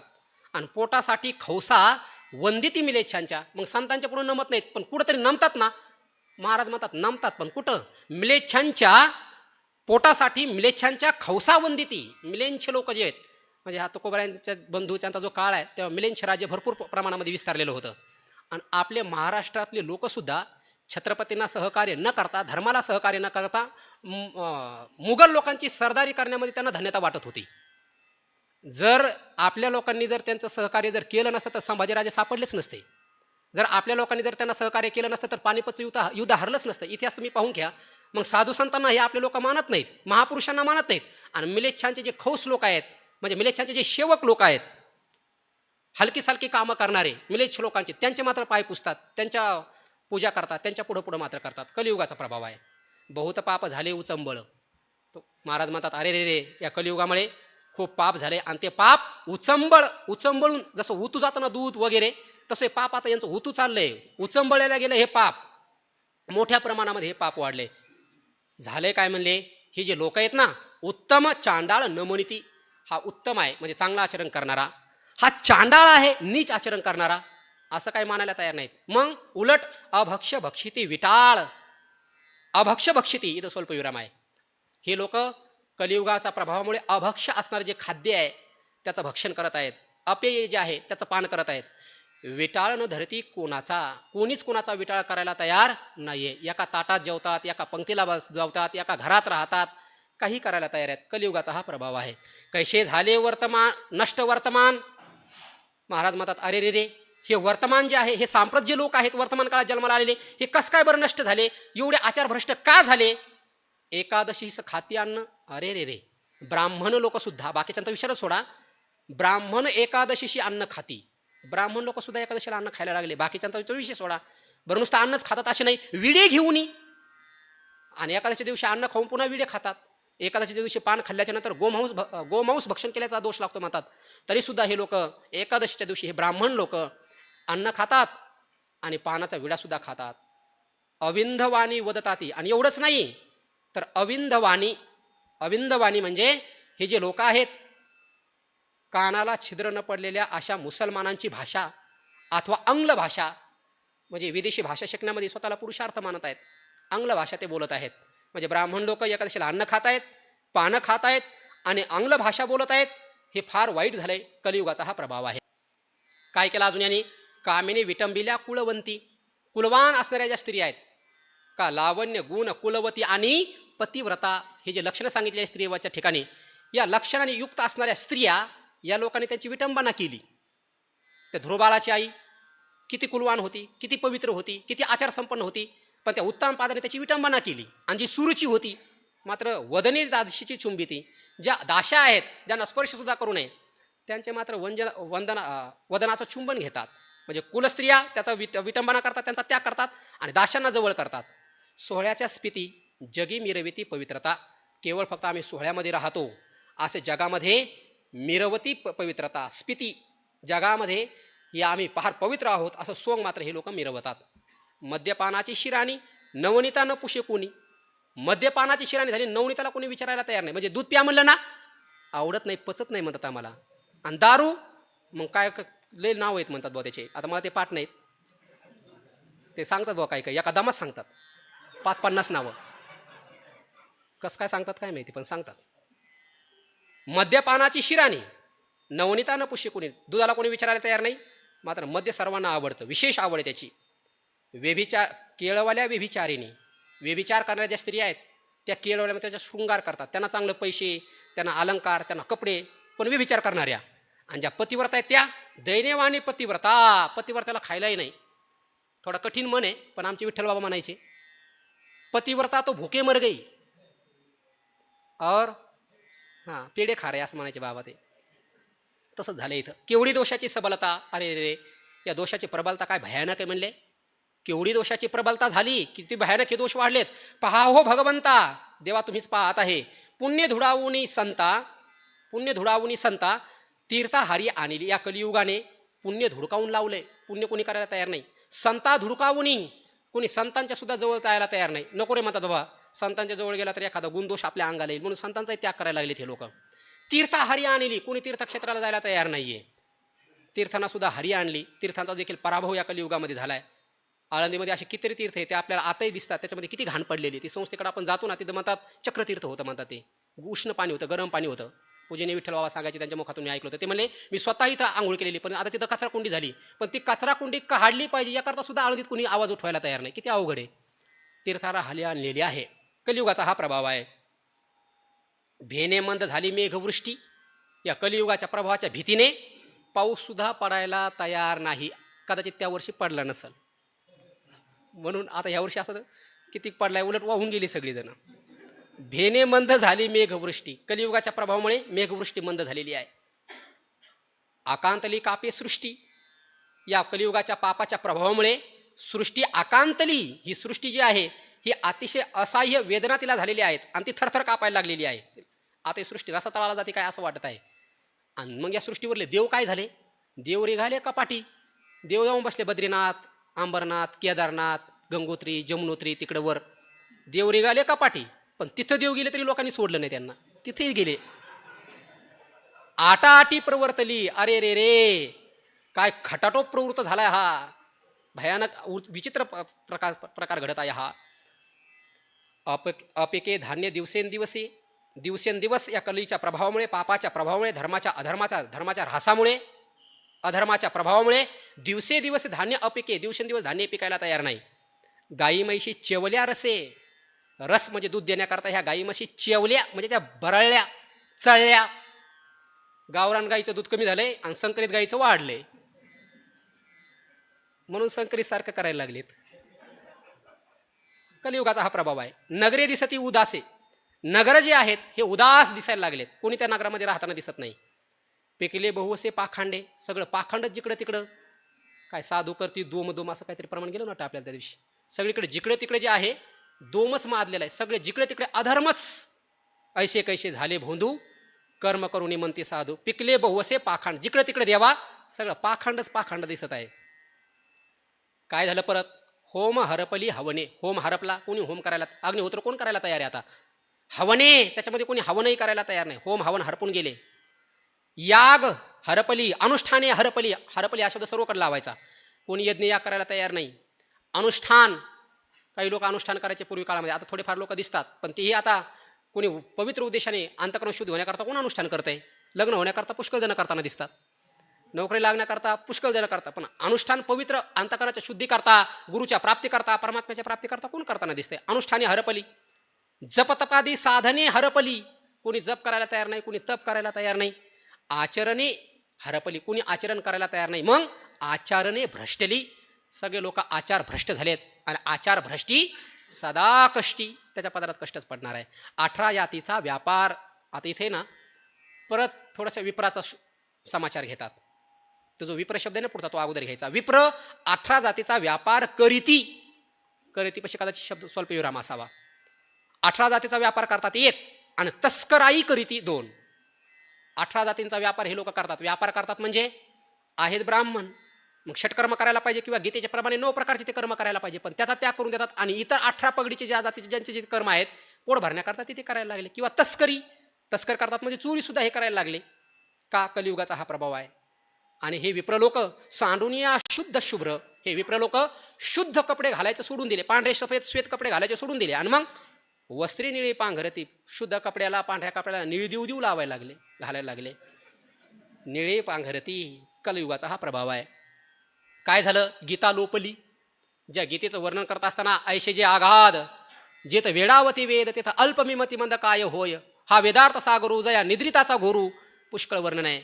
ये गीतेची अक्षरे जी तुली का कर्णद्वारे, रिगती ती तुली होते पुरे अश्वमेधकी, ये गीतेचा पाठ जो जाणे तयाचिनी सांगातीपणे, ग्रंथ लिहून वाहने पुस्तके मिशे एक प्रदक्षिणा जपाची विस्तारपूर्वक आहे. नाव आद्यगुरु तर म्हणतात भगवत गीता किंचित धीता क्रियते तस्य यमेन न चर्चा. शेवट आहे त्याचा. म्हणजे एवढं गीतेचं महत्व. गीता गीता गीता वाचे जे म्हणती नाही पुनरावृत्ती त्या येणारा, एवढं ज्या गीतेचं महत्व आहे ती गीता लोपली. कोणी पाहायला तयार नाही त्या गीतेकडे. घरामध्ये धूळ घात पडलेत हे ग्रंथ. ज्ञानोबा म्हणतात नुसतं गीता गीता जरी म्हणलं तरी उद्धार होतो. ते ग्रंथ नुसत्या दुसऱ्याच्या धर्माचा द्वेष करून आपल्या धर्माचा विकास होत नसतो. आपल्या धर्माचा विकास करण्याकरता आपल्या लोकांच्या अंतकरणात आपल्या धर्माची जिज्ञासा जागृत केली पाहिजे. आणि ती जिज्ञासा धर्माची गीतेच्या तत्वज्ञानाच्या प्रचार प्रसाराशिवाय होत नाही. केवळ जय श्रीराम म्हणून काही होत नाही, केवळ व्याख्यान करून काय होत नाही. घराघरामध्ये जाऊन धर्माचं ज्ञान शिकवावं लागेल, तेव्हा लोक अधर्माची प्रवृत्ती सोडून देतील. अज्ञानाची लक्षणं का सांगितली? ज्ञानाचा स्वीकार करतील म्हणून सांगितली ना. तसं तुमचे लोक तुमच्या धर्माचा त्याग करून इतर धर्मामध्ये का चाललेत? तुमच्या धर्माचं महत्वच नाही ना त्यांना. सांगा ना तुमची भगवद्गीता किती महान आहे ते. पण तुम्ही कीर्तन प्रवचनातून भगवद्गीता सांगत नाही, गाणे म्हणता. कसं तुम्हाला तुमच्या लोकांना तुमचा धर्म कळेल? आणि कशाला तुमच्या धर्मातील लोक राहतील? जर गीतेचं महत्व जर सांगितलं, गीता गीता वाचे या अभंग घेऊन ज्ञानोबारांची ज्ञानेश्वरीत 5-50 काय 100 वया लिहिल्या असतील ज्ञानोबारांनी, तेवढ्या जरी वया सांगितल्या ना तरी कुठलाच व्यक्ती आपल्या स्वधर्माचा त्याग करणार नाही आणि गीता सोडून तो कुठला ग्रंथही वाचणार नाही. एवढा महान या गीतेचं महत्व ज्ञानोबाऱ्या प्रतिपादन ज्ञानेश्वरीमध्ये करतात. ती गीता लोप झाली. गायत्री धर्म लोप, गायत्रीचा कोणी विचार करायला तयार नाही, तो लोप झालाय. भरले चमत. मग गीता आणि गायत्री कोणी करत नाही तर मग करतात तरी काय? चमत्कार मंत्री भरले. मंत्राने चमत्कार, म्हणजे मंत्राने चमत्कार करतात अशाच लोकांकडे गर्दी फार. चमत्काराला मानतात. चमत्कार केल्याशिवाय नमस्कार करत नाही म्हणतात ना लोक, म्हणून चमत्काराकडे हे लोक वळतात. बाकीच्यांत सोडावं म्हणले. वेद वक्ते आश्वाची परी कुमारी विकिती. अज्ञानी लोकांचा विषय सोडा, पण वेद वक्ते नुसता वेदाचा घनपाठक नाही म्हणलं, उच्चार करणारा नाही म्हणलं, वेद वक्ते म्हणले. म्हणजे वेदावरती व्याख्यान करणारे लोक सुद्धा आश्वाची परी, जसे घोडे लोक विकतात त्याप्रमाणे आपल्या कुमारी म्हणजे पोटच्या पोरी विकायला लागले. कलियुगाचा हा प्रभाव आहे. वेदाध्ययन संहिता रुच, म्हणजे पैसे घेऊन पोरगी देणं म्हणजे घोड्याप्रमाणे ह्या पोरी विकणंच आहे ते. आणि असं हे कलियुगामध्ये हा प्रभाव झाला असं म्हणतायत. वेदाध्ययन संहिता रुची. वेदाध्ययन कुणाला आवडत नाही. संहिता रुची, संहितेचं पारायण कुणाला आवडतंय? कुणाला आवडत नाही. मग आवडतं काय? भाकाद्या करीत तयाची. उलट एखादा कोणी वेदाध्ययन करायला लागला, एखादा संहितेचं पारायण करायला लागला तर तयाची भाकाद्या करीती, म्हणजे त्याची भाकाद्या करतात, म्हणजे ते निंदा करतात. एखादा कोणी ज्ञानेश्वरी पाठ करत असेल, गाथा पाठ करत असेल, उपनिषदाचं चिंतन करत असेल, संहिता पारायण करत असेल, अभ्यास करत असेल जीवनामध्ये, तर त्याची निंदा करतात. काय होणार आहे आता यांच्यानी? कुठं कोणाला आवडतं हे? कशालाच पाठ करीत असतील हे? कशाला उघड डोक्यामध्ये घालून घेतात हे? उलट अभ्यासच अध्यास होत असतो, अशी त्याची निंदा करतात पुन्हा. म्हणजे स्वतःही करायचं नाही आणि जे करतात त्यांनाही करू द्यायचे नाही. मग त्यांची निंदा करतात. मग करतात काय? उलट आवडी पंडिताची मुसाफावरी बैसली. उलट या पंडित लोक जे आहेत त्यांची आवड मुसाफावरी बैसली, म्हणजे मुस्लिम लोकांचे जे ग्रंथ आहेत त्या ग्रंथावर यांची आवड बसली. म्हणजे गीता आवडत नाही, वेदपारायण आवडत नाही, संहिता पारायण आवडत नाही, शास्त्र वगैरे गाथा भागवत ज्ञानेश्वरी आवडत नाही. आणि मुस्लिम लोकांनी लिहिलेले जे काही ग्रंथ असतील, मग मुस्लिमान लोकांनी काय लिहिलेलं आहे? कवाल्या. त्यांनी काय गायलेले ते तसले काय म्हणतात ते कवाली, परत ते मदत म्हणतात बघा गजल. मग त्याच्यावर मात्र यांच्या आवडी बसलेल्या आहेत. मी नाही सांगत, इथं महाराज सांगतायत. मुसाफावरी आवडी पंडिताची बैसली, त्यांना सुद्धा ते आवडतं. मुख्य सर्वोत्तम साधने तीही उत्तेजुने केली दिने. सर्वात उत्तम मुख्य असणारे जे काही साधन आहेत परमात्म्याच्या प्राप्तीची, भक्ती वगैरे, हे नामस्मरण वगैरे, या कलियुगाने त्याचा काय केला? उच्छेदच करून टाकला. मुळापासूनच ही साधने, योग वगैरे साधने जे आहेत, ही सगळी साधनं मुळातून यांनी उपटून टाकून दिने केली. त्यांना दीनपणा आणून दिला, हीन करून टाकली ही साधनं. कळी न घडे साधन म्हणले की नाही का? कारण सगळे उपटून टाकलेली आहेत. कुडी कपटी महाचतुराई तर्कवादी, कुडी कपाटी महामोहने षट दुर्जने मिरविताती. आणि मग या कलियुगाने सगळे साधनाचा उच्छेद केला. मग केलं काय? कुडी म्हणजे हीन जे लोक आहेत ते मात्र मिरविती, आम्ही सज्जन आहोत असा चांगले कपडे घालून जगामध्ये मिरवत आहेत. कलियुगाचा प्रभाव. कपटी मिरवताती, हे मिरवताती सगळीकडे लावायचं. कपटी लोक सुद्धा आम्ही सज्जन आहोत असं मिरवत आहेत. महामोहन घालणारे, संमोहन शास्त्रामध्ये कलेमध्ये पारंगत असणारे ते सुद्धा आम्ही सज्जन आहोत असं मिरवत आहेत. शट दुसऱ्याला फसवणारे जे लोक आहेत ते सुद्धा आम्ही सदाचार संपन्न आहोत, आम्ही सज्जन आहोत असा कलियुगामध्ये आपला पसारा प्रचार मिरवत आहेत. आणि दुर्जन जे लोक आहेत ते सुद्धा आम्ही सज्जन आहोत अशा लोकांमध्ये आपली कीर्ती पसरवण्याचा प्रयत्न करत आहेत. का? कलियुगाचा हा प्रभाव. म्हणजे दुर्जन लोक नाही ते दाखवतात आणि सज्जन लोक चातुर्य लपवी, महत्व हरवी, पिशेपण मिरवी आवडूनी. म्हणजे सज्जन लोक आपलं झाकून ठेवत आहेत आणि दुर्जन लोक आपलं प्रगट करत आहेत. हा कलियुगाचा प्रभाव आहे. कला कुशलता चतुराई तर्कवादी भेद निंदे ठाई. काय काय झालं? कला ती आता एकही ऐशी नाडली. नाडली शब्दाचा अर्थ केलेला आहे फसले. काही लोक कळीमध्ये फसले. ऐशी नाडली शब्द आहे ना, एकही ऐशी नाडली. तर या योगामध्ये जगात एका प्रकारचे लोक आहेत का? अनेक प्रकारचे. मग काही काही लोक कशी फसली? आता शेवटचं आहे ना 25 चरणाचं शेवट बघा. एकही ऐशी नाडली. काही लोक अशी नाडली. कशी नाडली? काही लोक कलेतच गुंतून गेले आणि तेच त्यांना विश्व वाटलं आणि त्याच्यातच वाहून गेले. ते स्वामी विवेकानंदांनी उदाहरण दिले त्या बेडकाचं. त्याला असं वाटतं ही विहीरच आपलं सर्वस्व आहे, पण त्याने ते जलाशय मोठा समुद्र पाहिलाच नाही ना. मग काही लोक आपापल्या विश्वामध्येच वाहून गेली, काही लोक कलेत वाहून गेली, काही कुशलता, काही लोक काही प्रत्येक कार्यामध्ये कुशल असतात. काही इथं चातुर्य शहाणे झाल्या अशी काही कुशलतेमध्ये वाहून गेली. चतुराई, काही लोकांना चतुरपणा असतो. बाबा सांगत असतात काही लोक तात्यांसारखे चतुर असतात, पण तात्या त्याच्यातून बाहेर आले. पण काही लोक त्याच्यातून बाहेरच येत नाहीत. काही लोक जे आहेत त्याच्यातच वाहून जातात. तर्कवादी, काही लोक तर्कामध्ये वाहून गेले. काही भेद, काही लोक जीवनामध्ये काय भेद पाहत राहिले. तो अमक्या वर्णाचा, आम्ही तमक्या वर्णाचे, तुम्ही असे तुम्ही तसे, काही भेदामध्ये वाहून गेले. काही निंदे, कधी आले एकत्र तर कधीच म्हणणार नाहीत ह्या ओळीचा अर्थ काय, या अभंगाचा अर्थ काय. एकत्रित आले की निंदाच, उकडेत बसणार, निंदा करत बसणार. आणि येती निंदा कापाशी अशेष पापे. काही निंदेमध्ये वाहून गेली, निंदे ठाई.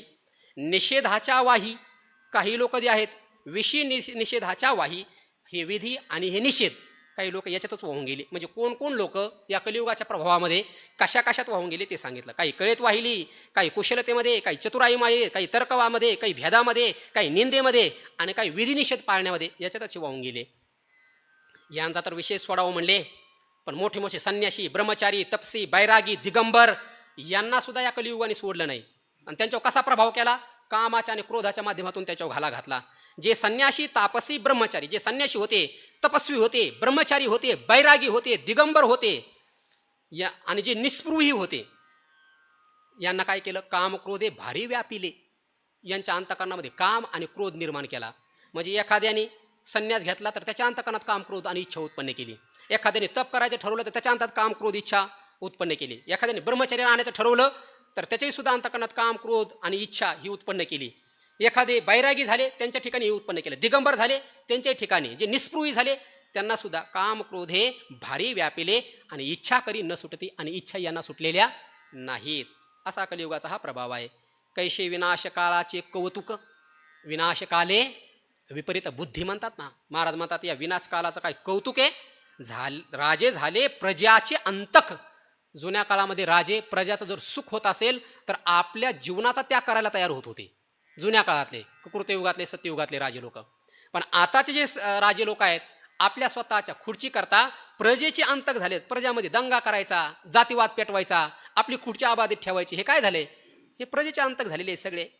एवढंच नाही, पिते पुत्र शत्रुघाते वर्तते एक आणि सहोदर एक एका शत्रुघाते वर्तते. पिता पुत्र, उलट पुत्र हा बापाचा पित्याचा आत्मा असतो असं म्हणतात, परंतु वडील आणि पिता हे एकमेकाचे घात करण्याकरता शत्रूसारखा एकमेकासोबत वावरत आहेत. आणि सहोदर म्हणजे एका आईच्या उदरातून आलेले दोघे बंधू, पण एकमेकाचे काळ मात्र हे होऊन बसलेत. केवढी रांडेची अंगवन शिवी देतात आता तुकोबरा या मायेला, तुकोबऱ्यांचे बंधू या मायेला. अरे रे रे, या रांडेची केवढी अंगवन आहे. म्हणजे या मायेचं केवढा मोठा हा प्रताप आहे, केवढी फसवणूक, किती सामर्थ्य या मायेचं. भ्रमविले अवघे जन, या कलियुगाने या मायेने अवघ्या जनाला भ्रमिष्ट करून सोडलंय. काय झालं महाराज? या ते 18 चारी वर्ण कर्दम करून विटाळविले. या मायेने, या कलियुगाने 4 वर्ण 18 पगड जाती यांचा चिखल केला आणि एकत्रित करून यांचा विटाळ करून टाकला. महाराजांना विचारलं, हे तुम्ही एवढं कठोर का बोलत आहात? महाराज म्हणले, पुराणात संतांच्या मुखातून मी फक्त हे ऐकलं होतं, पण हे असं घडणार कलियुगात आम्ही ऐकलं होतं, त्यात आम्ही प्रत्यक्ष आमच्या डोळ्यांनी पाहत आहोत. पूर्वी होते भविष्य केले संती ते यथार्थ झाले. संती पूर्वी भविष्य केले होते ते यथार्थ झाले. पूर्वी संतांनी असं भविष्य केलं होतं, असं होणार आहे, ते खरं ठरलं. ऐकत होतो ते देखिले प्रत्यक्ष लोचनी. जे ऐकत होतो ते लोचनी प्रत्यक्ष देखिले. जे आम्ही आमच्या डोळ्याने ऐकत होतो ना, त्या कलियुगाचा प्रभाव असं होईल, ते मात्र आम्ही प्रत्यक्ष आता डोळ्याने पाहतो. जसं मुक्ताबाई महाराजांनी शकून सांगण्याकरता आलेलं तिथं सांगितले की नाही, काय काय घडणार आहे पुढं. ऐकलं होतं आम्ही संतांच्या पुराणांच्या मुखातून, पण या कलियुगाचा प्रभाव आम्ही ऐकलेला प्रत्यक्ष आता आम्ही आमच्या डोळ्याने पाहिलाय. आता असो हे आघवे, बस झालं, हे किती सांगावं. वाया वाढविता वाणी सिनेलहन, उन्हाकरण वाणीला. उलट संतांना हे सांगत असताना ज्ञानोबा तर म्हणतात, माझी वाणी रडायला लागली. वाणीला पुढे रडू येतं का हो? पण अगतिक झालेत. आहा सांगता वाचा रडे. तसं ते ते बंधू म्हणतात, आता असो हे आघवे गती नव्हे कळीमध्ये. जाऊ द्या म्हणलं, आता काय सांगावं. एवढं सांगू का, सदगती जी आहे ही कलियुगामध्ये, या कलिकाळामध्ये कोणालाही प्राप्त व्हायला तयार नाही. करुणा भाका वेगे. मग तुम्हाला जर प्राप्त करूनच घ्यायची असेल सद्गती, तर मग वेगे करुणा भाका, वेगाने त्या परमात्म्याची करुणा भाका, आणि देवासी अंतरी स्मरावे, आणि अंतकरणामध्ये त्या देवाचं स्मरण करा. श्री अनंता मधुसूदना पद्मनाभा नारायणा जगद्व्यापका जनार्दना आनंदगणा अविनाशा सकळ देवाधिदेवा. हृदयामध्ये त्या परमात्म्याची मूर्ती धुरबाळासारखी ठेवावी. आतल्या आत त्या मूर्तीकडे पाहावं आणि मुखाने मोठ्याने या अभंगाचा, या नाटाचा उच्चार करावा. असं जर केलं तर या कलियुगाच्या फाशातून आपण सुटू शकतो. नाहीतर या कलियुगामध्ये गती आपल्याला प्राप्त होणार नाही. म्हणून कलियुगाचा प्रभावही सांगितला आणि याच्यातून सुटण्याचा उपाय सुद्धा सांगितलाय. म्हणजे किती सहज सांगितलंय उपाय याच्यातून. पण जे सहज असतं ना, त्याचं महत्त्व राहत नाही. किती सहज सांगितलंय. करुणा भाका वेगे. जर या कलियुगाचा प्रभाव होऊ नये असं वाटत असेल तर वेगाने त्या परमात्म्याची करुणा भाका आणि देवासी अंतरी स्मरावे. हृदयामध्ये त्या परमात्म्याचं स्मरण करावं. कसं स्मरण करावं? म्हणा आगाये वैकुंठ नायका. म्हणा मोठ्याने, हे वैकुंठ नायका, काय पाहतोस आता? या कलियुगाचा प्रभाव आमच्यावरती किती भयानक होत आहे. तू काय पाहत आहेस डोळे झाकून? हे कौतुक तू कसं काय सहन करत आहे? काय पाहतोस या कौतुका? कशाला काही कौतुक पाहत आहेस? काय पाहत आहेस? धावून ये. या कलीने गांजली लोका. या कलियुगाने या लोकांना गांजलेला आहे. कलियुगाने आपल्या सामर्थ्याने या लोकांना त्रस्त करून सोडलेला आहे, छळलेला आहे. म्हणून हे तुकोबारायांचे बंधू म्हणतात, तुका देतो हाका सेवक तुकयाचा सेवक हाता देतो. आता मी तुकोबारायांचा बंधू कान्होबा, हे देवा जगद्व्यापका जगन्नायका आनंदघना अविनाशा असं म्हणू मी तुला हाका देत आहे. कृपा करून धावून ये आणि आम्हाला याच्यातून वाचव. तुकोबारायांच्या कृपेने, कान्होबारायांच्या कृपेने, साधू संतांच्या कृपेने या कलियुगामध्ये आपला जन्म झालेला आहे आणि या कलियुगाचा प्रभाव आपण ऐकलेला आहे. तर या कलियुगाच्या प्रभावातून सुटण्याकरता अंतकरणामध्ये परमात्म्याचं ध्यान आणि मुखाने परमात्म्याचं नाम असं जो कोणी करेल त्याच्यावरती याचा प्रभाव होणार नाही. म्हणून त्याचं ध्यान आणि स्मरण नित्य आपल्याला घडावं ही ज्ञानोबारायांच्या जगद्गुरु तुकोबारायांच्या चरणी विनंती करूयात आणि झालेली सेवा त्यांच्याच चरणी पूजनीय बाबांच्या चरणी समर्पित करूया. वाणीला या ठिकाणी पूर्ण विराम देऊया. तरी न्यूनते पुरते अधिकते सरते करून ह्यावे तुमते विनितसे पायाच्या प्रसादे. काही बोलले विनोदे मज क्षमा करणे संतीनो हे अंगभूत युक्ती. ज्ञानदेव तुकाराम ज्ञानदेव तुकाराम ज्ञानदेव तुकाराम ज्ञानदेव तुकाराम ज्ञानदेव तुकाराम ज्ञानदेव तुकाराम ज्ञानदेव तुकाराम ज्ञानदेव तुकाराम तुकाराम तुकाराम तुकाराम तुकाराम तुकाराम पुंडलीक वरदा हरी विठ्ठल श्री ज्ञानदेव तुकाराम. बाबांना बाहेर जाऊ द्या, शास्त्री बाबांना.